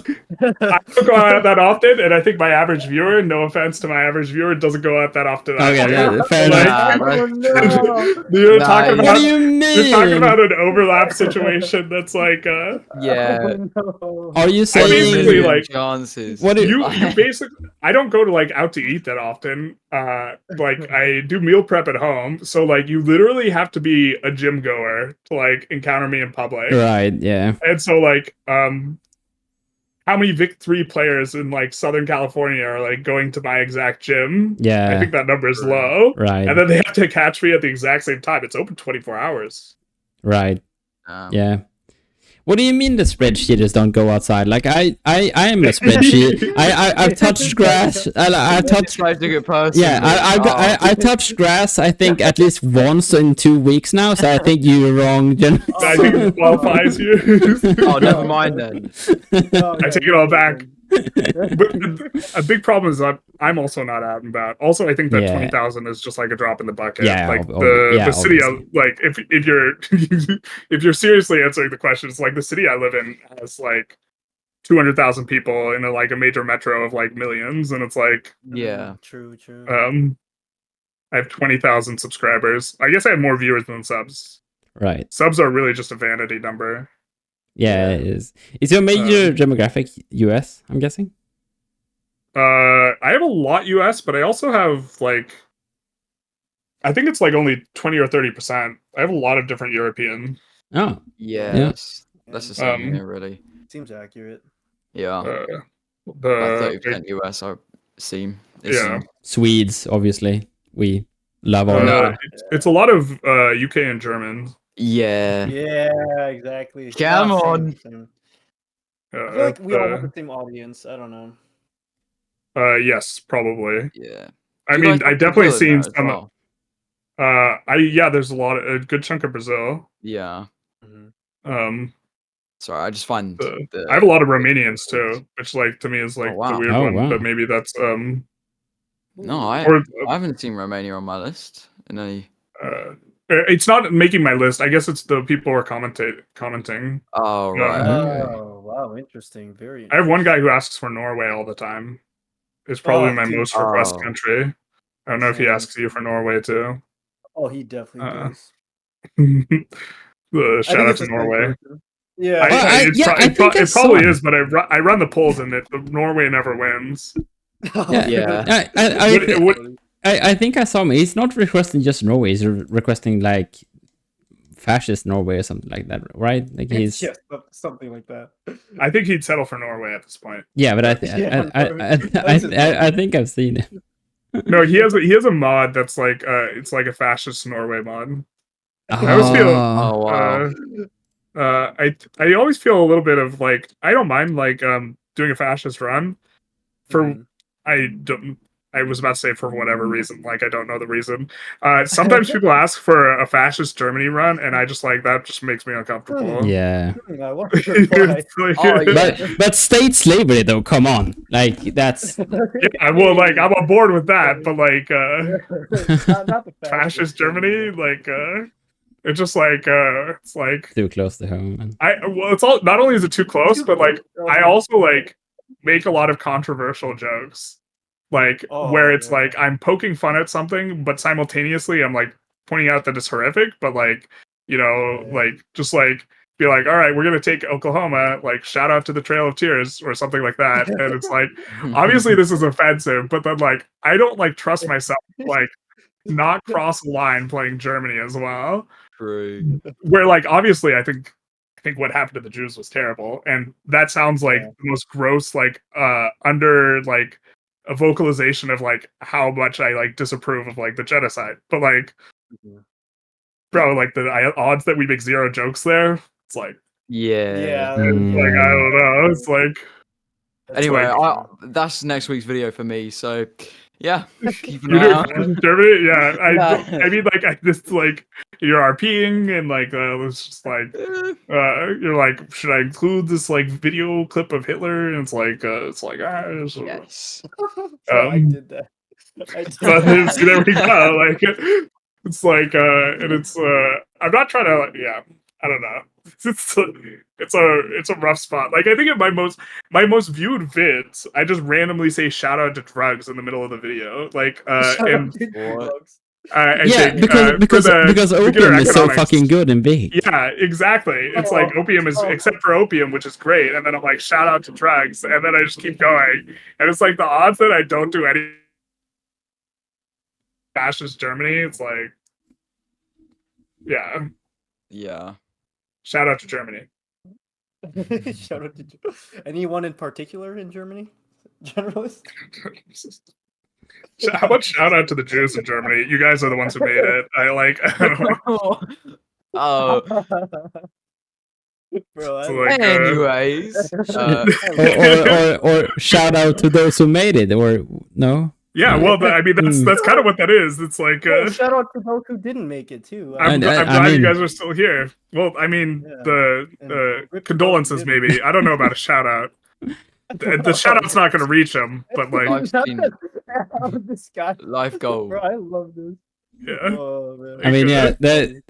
I mean, that's one of the reasons I turn into your stream sometimes, because if somebody like starts a subject like philosophical or whatever, and you are like taking debate immediately, you're just like, oh well, like didn't you like, was it yesterday or whatever, you were like, that free speech, should we legislate about like what you can say or not? And then I'm like, yeah, like someone brought up like someone who like went to prison for like venerating Hitler or something, and I think it was the UK. And it's like, yeah, I mean the chat can bait me into talking about stuff that's like semi-controversial fairly easily. It's probably a huge leak.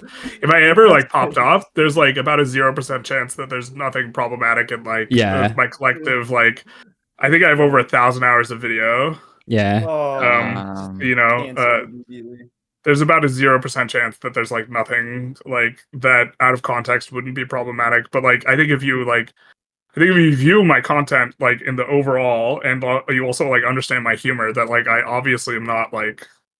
Yeah, you're not being serious. Like, yeah, not usually. I mean, sometimes I'm being like serious in the sense that I'm saying that like, I think like the USA run, I was like, shout out to the USA, the most free country, and if you conveniently ignore slavery, like, which is like, I'm being real there when I'm criticizing the US. Like, the slavery wasn't great. To be fair, the UK was complicit, right? Because the economic conditions the economic conditions that propped up slavery, in the US.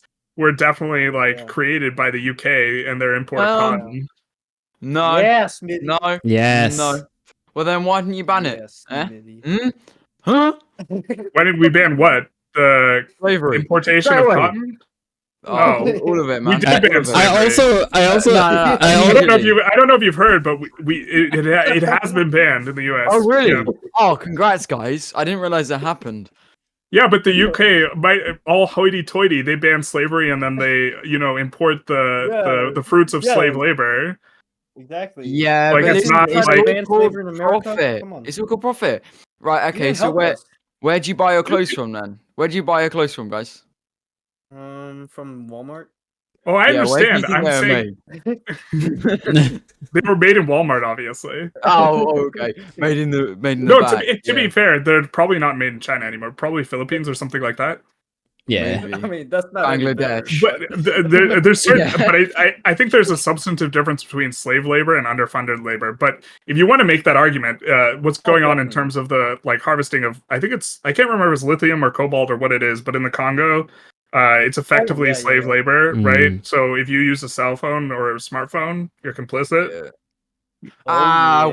We could go there. We could go there. Oh, I don't mind. Generally, he's the American defender. I'm just saying. I'm not the American. I don't know about that. Like, Hey, I'm saying slavery was bad. Yeah, I'm just saying.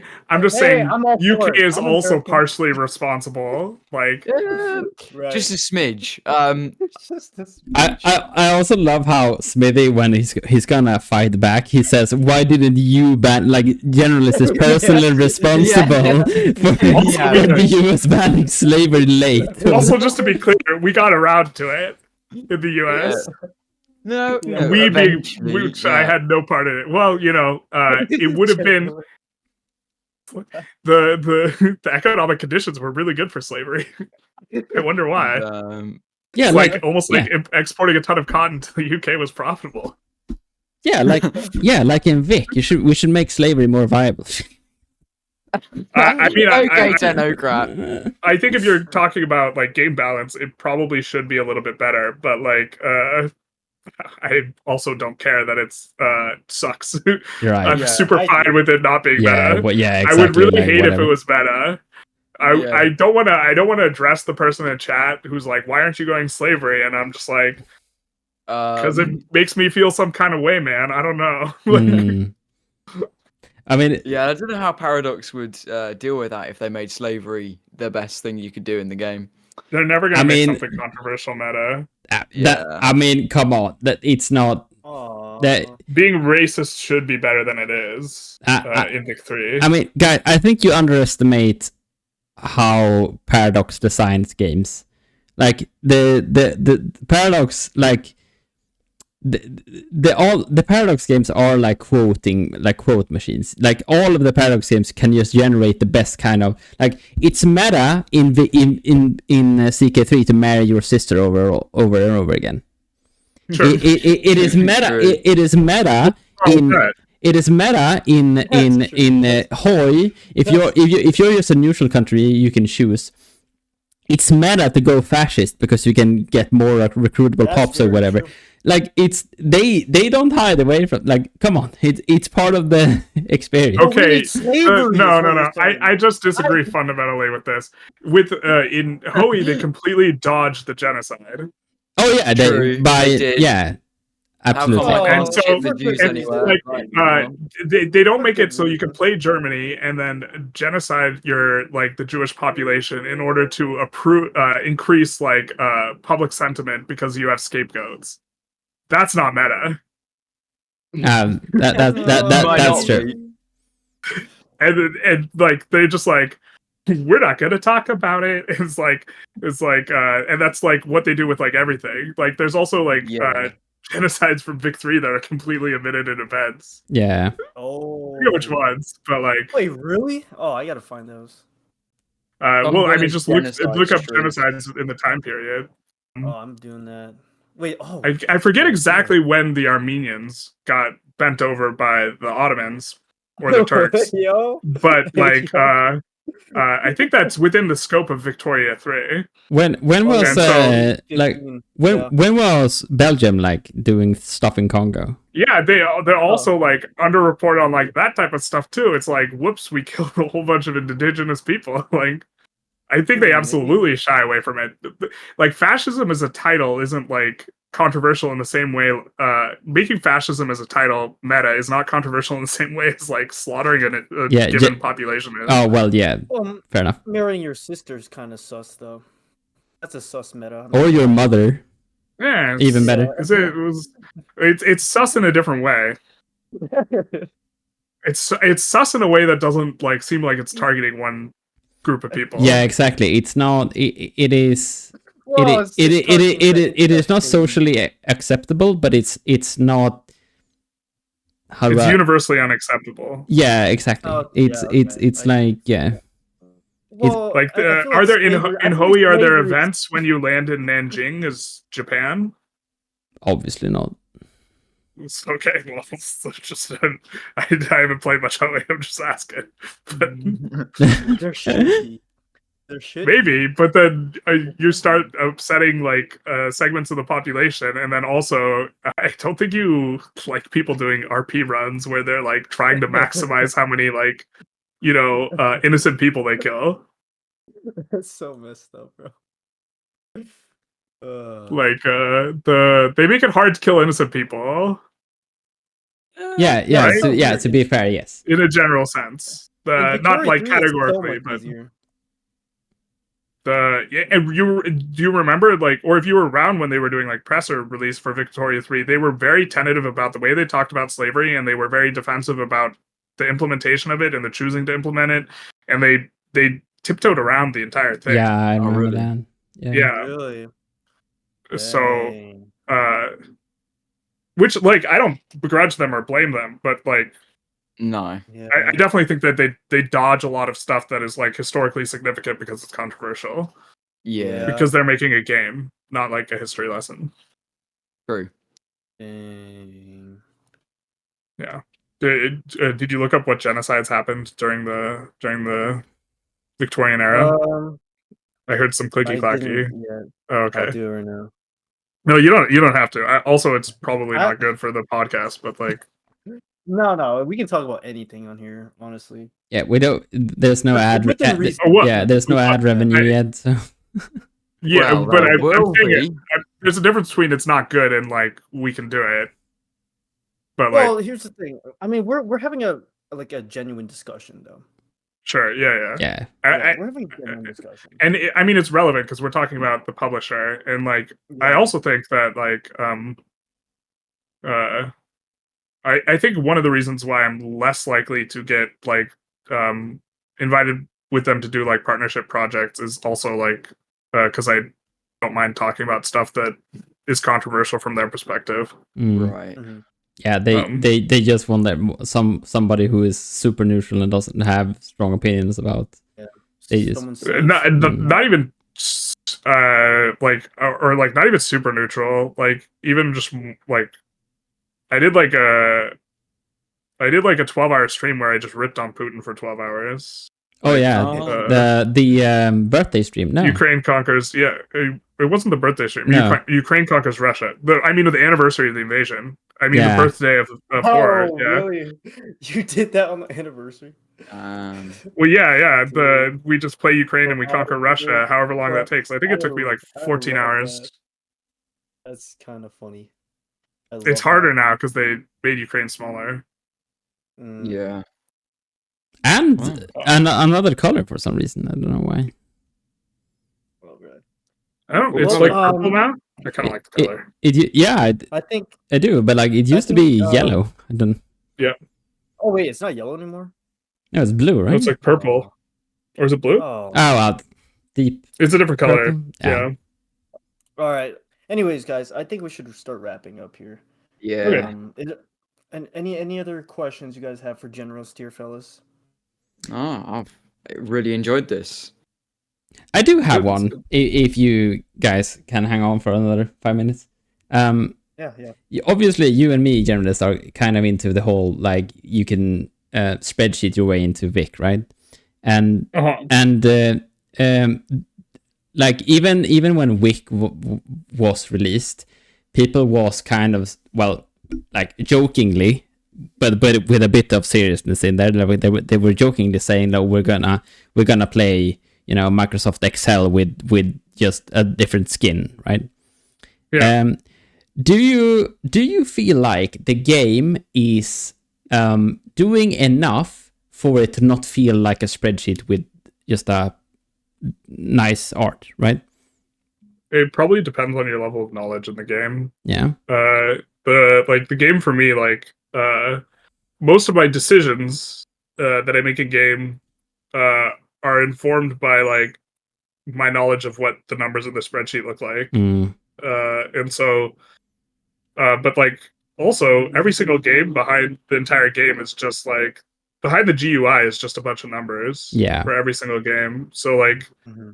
You don't escape the fact that everything is just like mathematical. There's no like subjectivity. It's not like you draw a painting in a game and then the game appreciates its beauty and then like everything is reducible to like the math of the game. Yeah.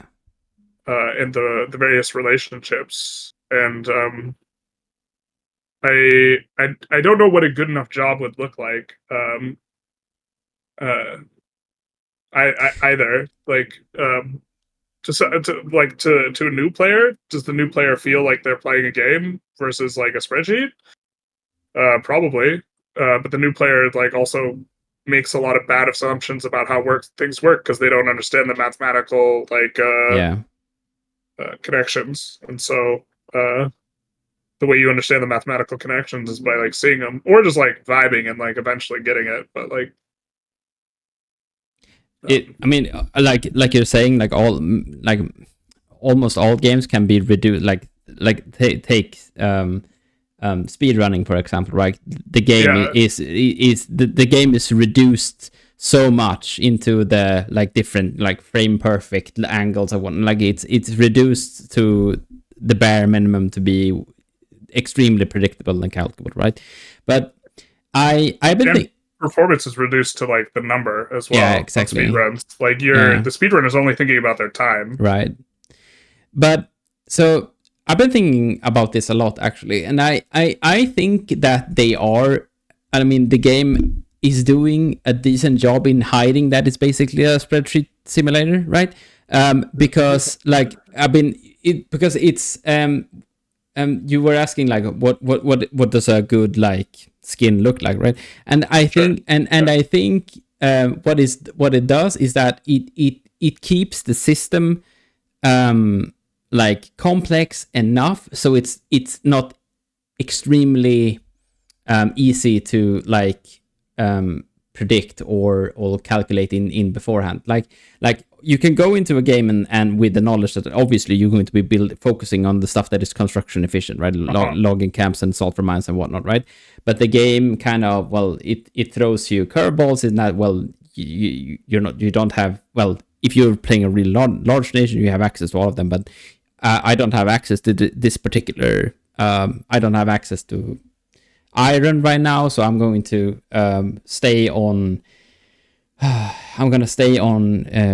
wood in my construction sector for a bit longer than optimal, and then that changes. Like there's enough of dynamic variables that makes it so that you cannot plan out a run 100% when you in beforehand you start out. You obviously you can have a strategy in mind, but you cannot predict every single variable. Like you cannot predict every single input, which makes it so that the game is enjoyable even if you know all of the math.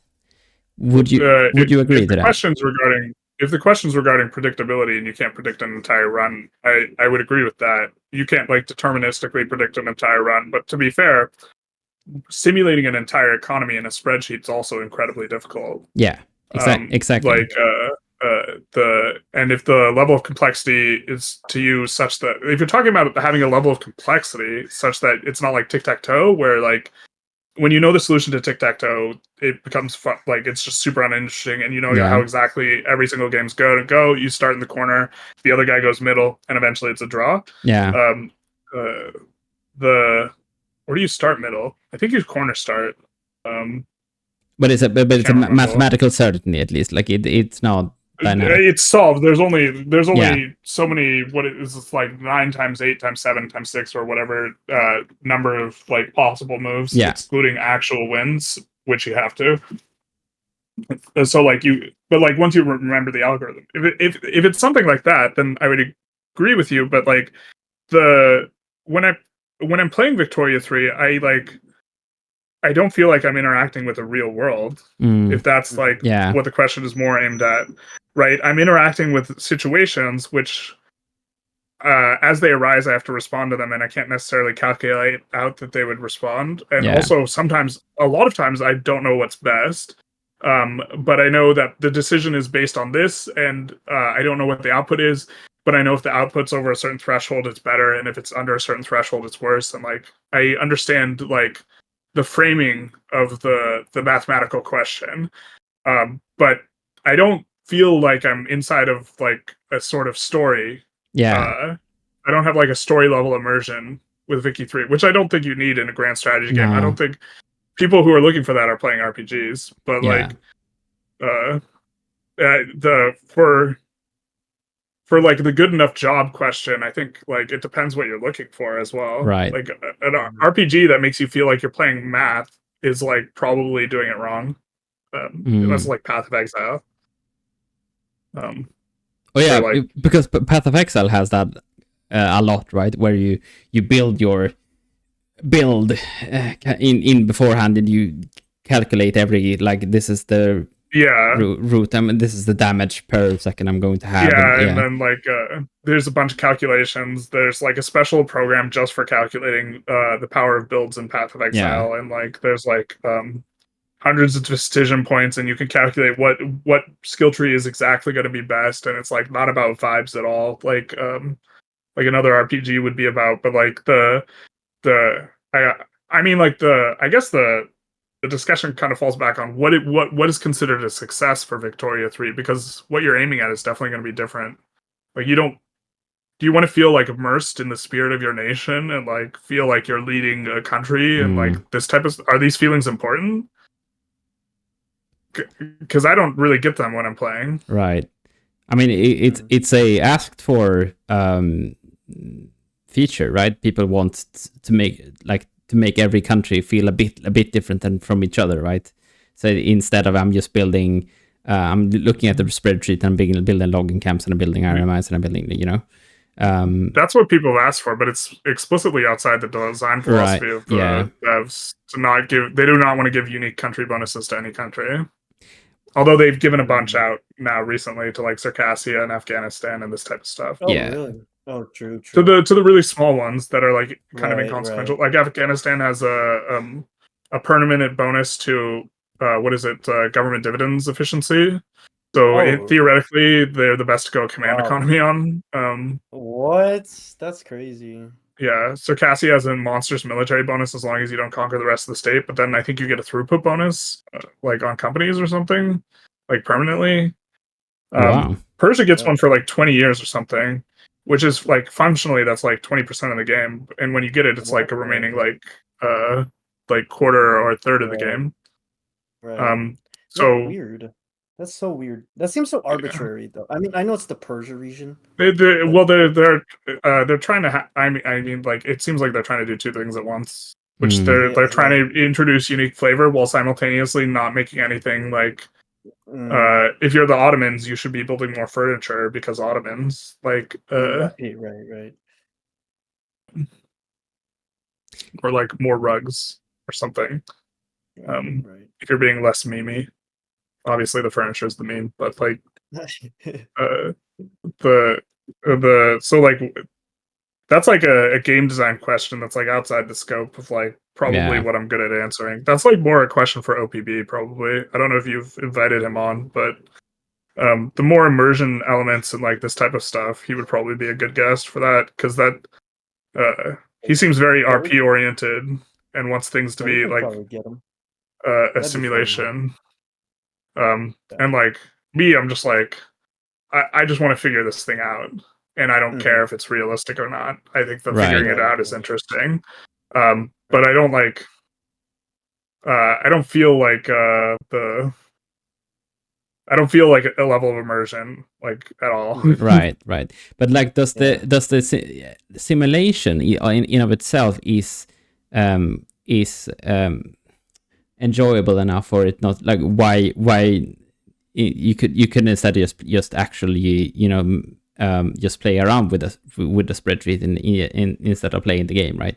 So does it bring you enough enjoyment to like, well, it's discovering it's like definitely interesting. Aha moments are super fun. Like that's like what's really fun for me is aha moments. Yeah.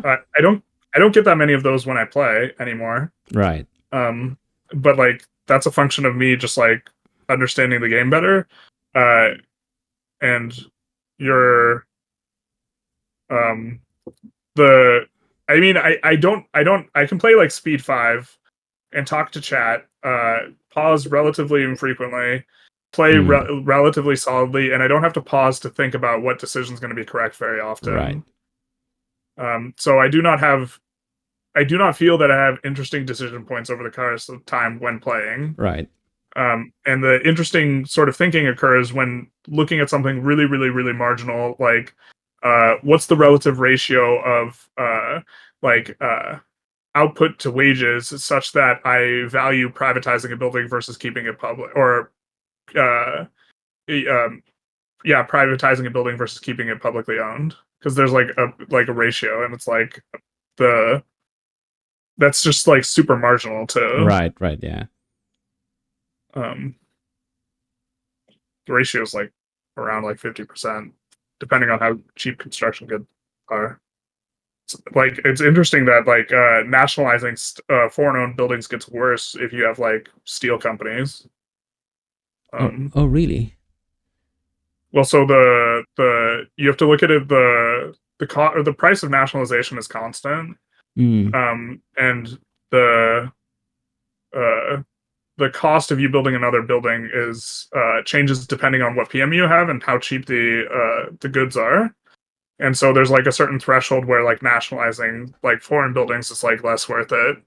Yeah. But it has to do with, when you nationalize a building, you're only acquiring the share of the output that is going to dividends. It has to do with the ratio of dividends to wages, because you're already getting the value from wages. So you have to like consider like 3 variables. But like I understand that relationship, and I don't have to think through that relationship, and like I could just like look it up every single game to decide every nationalization decision and super sweat, but it's just super marginal too.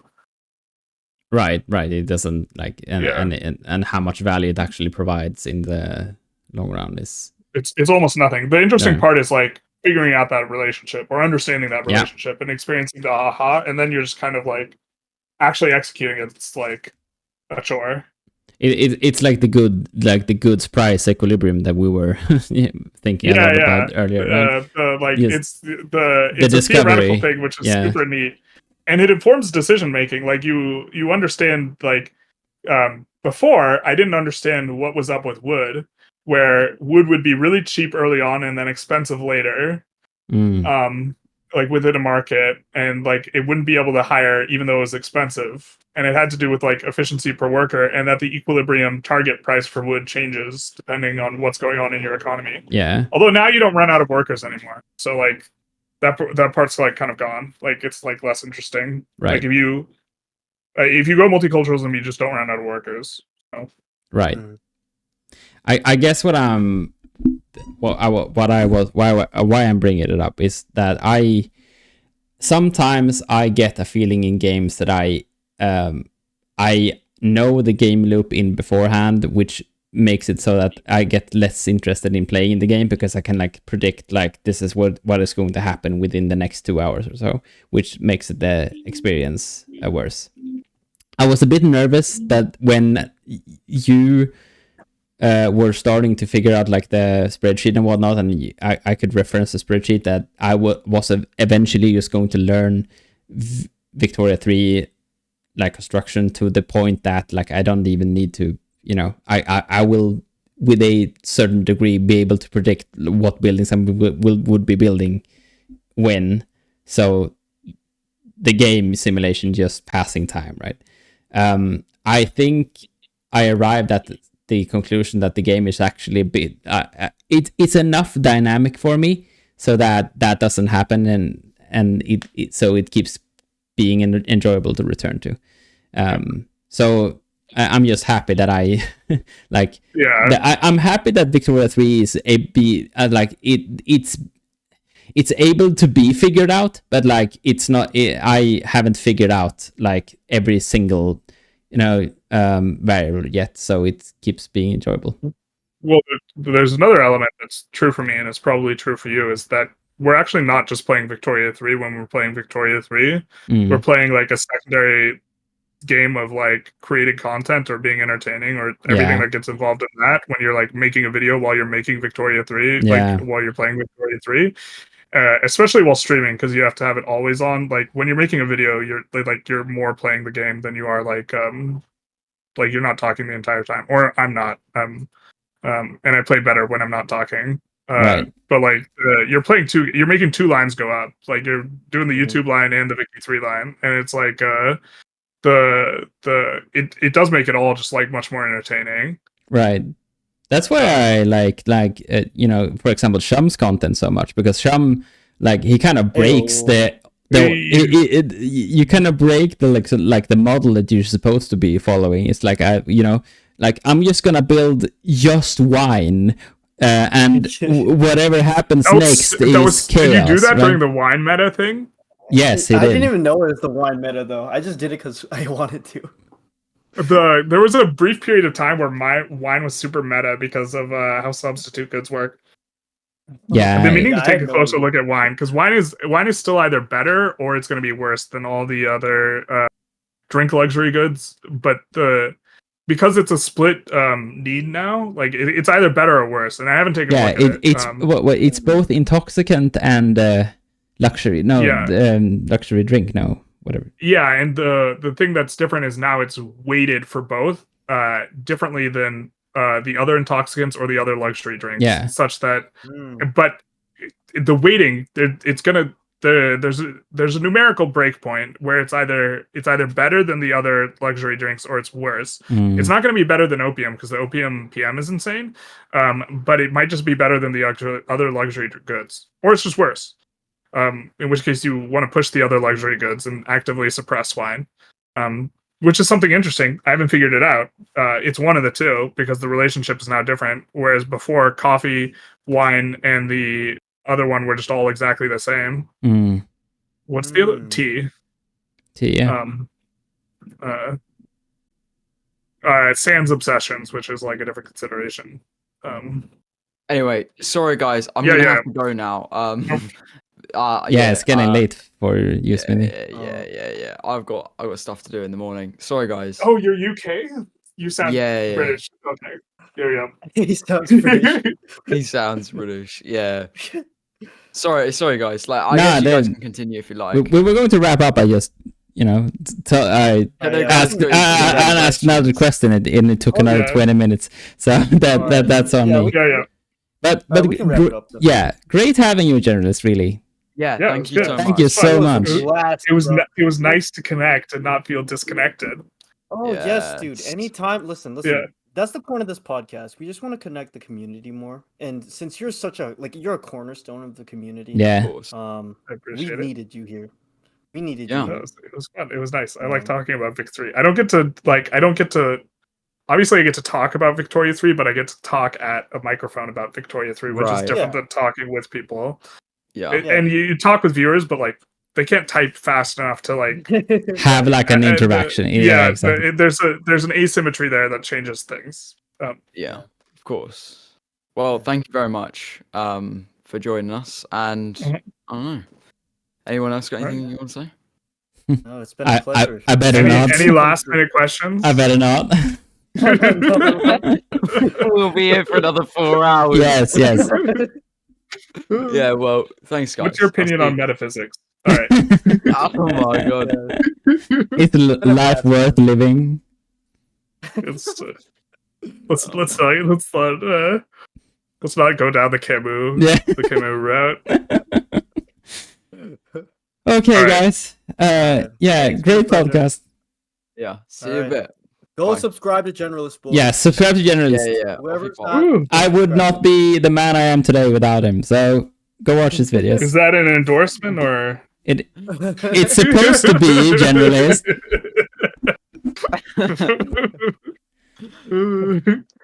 Oh my god. I appreciate it. All right. Bye bye. Have a good day. Bye. All right, see you guys. Bye.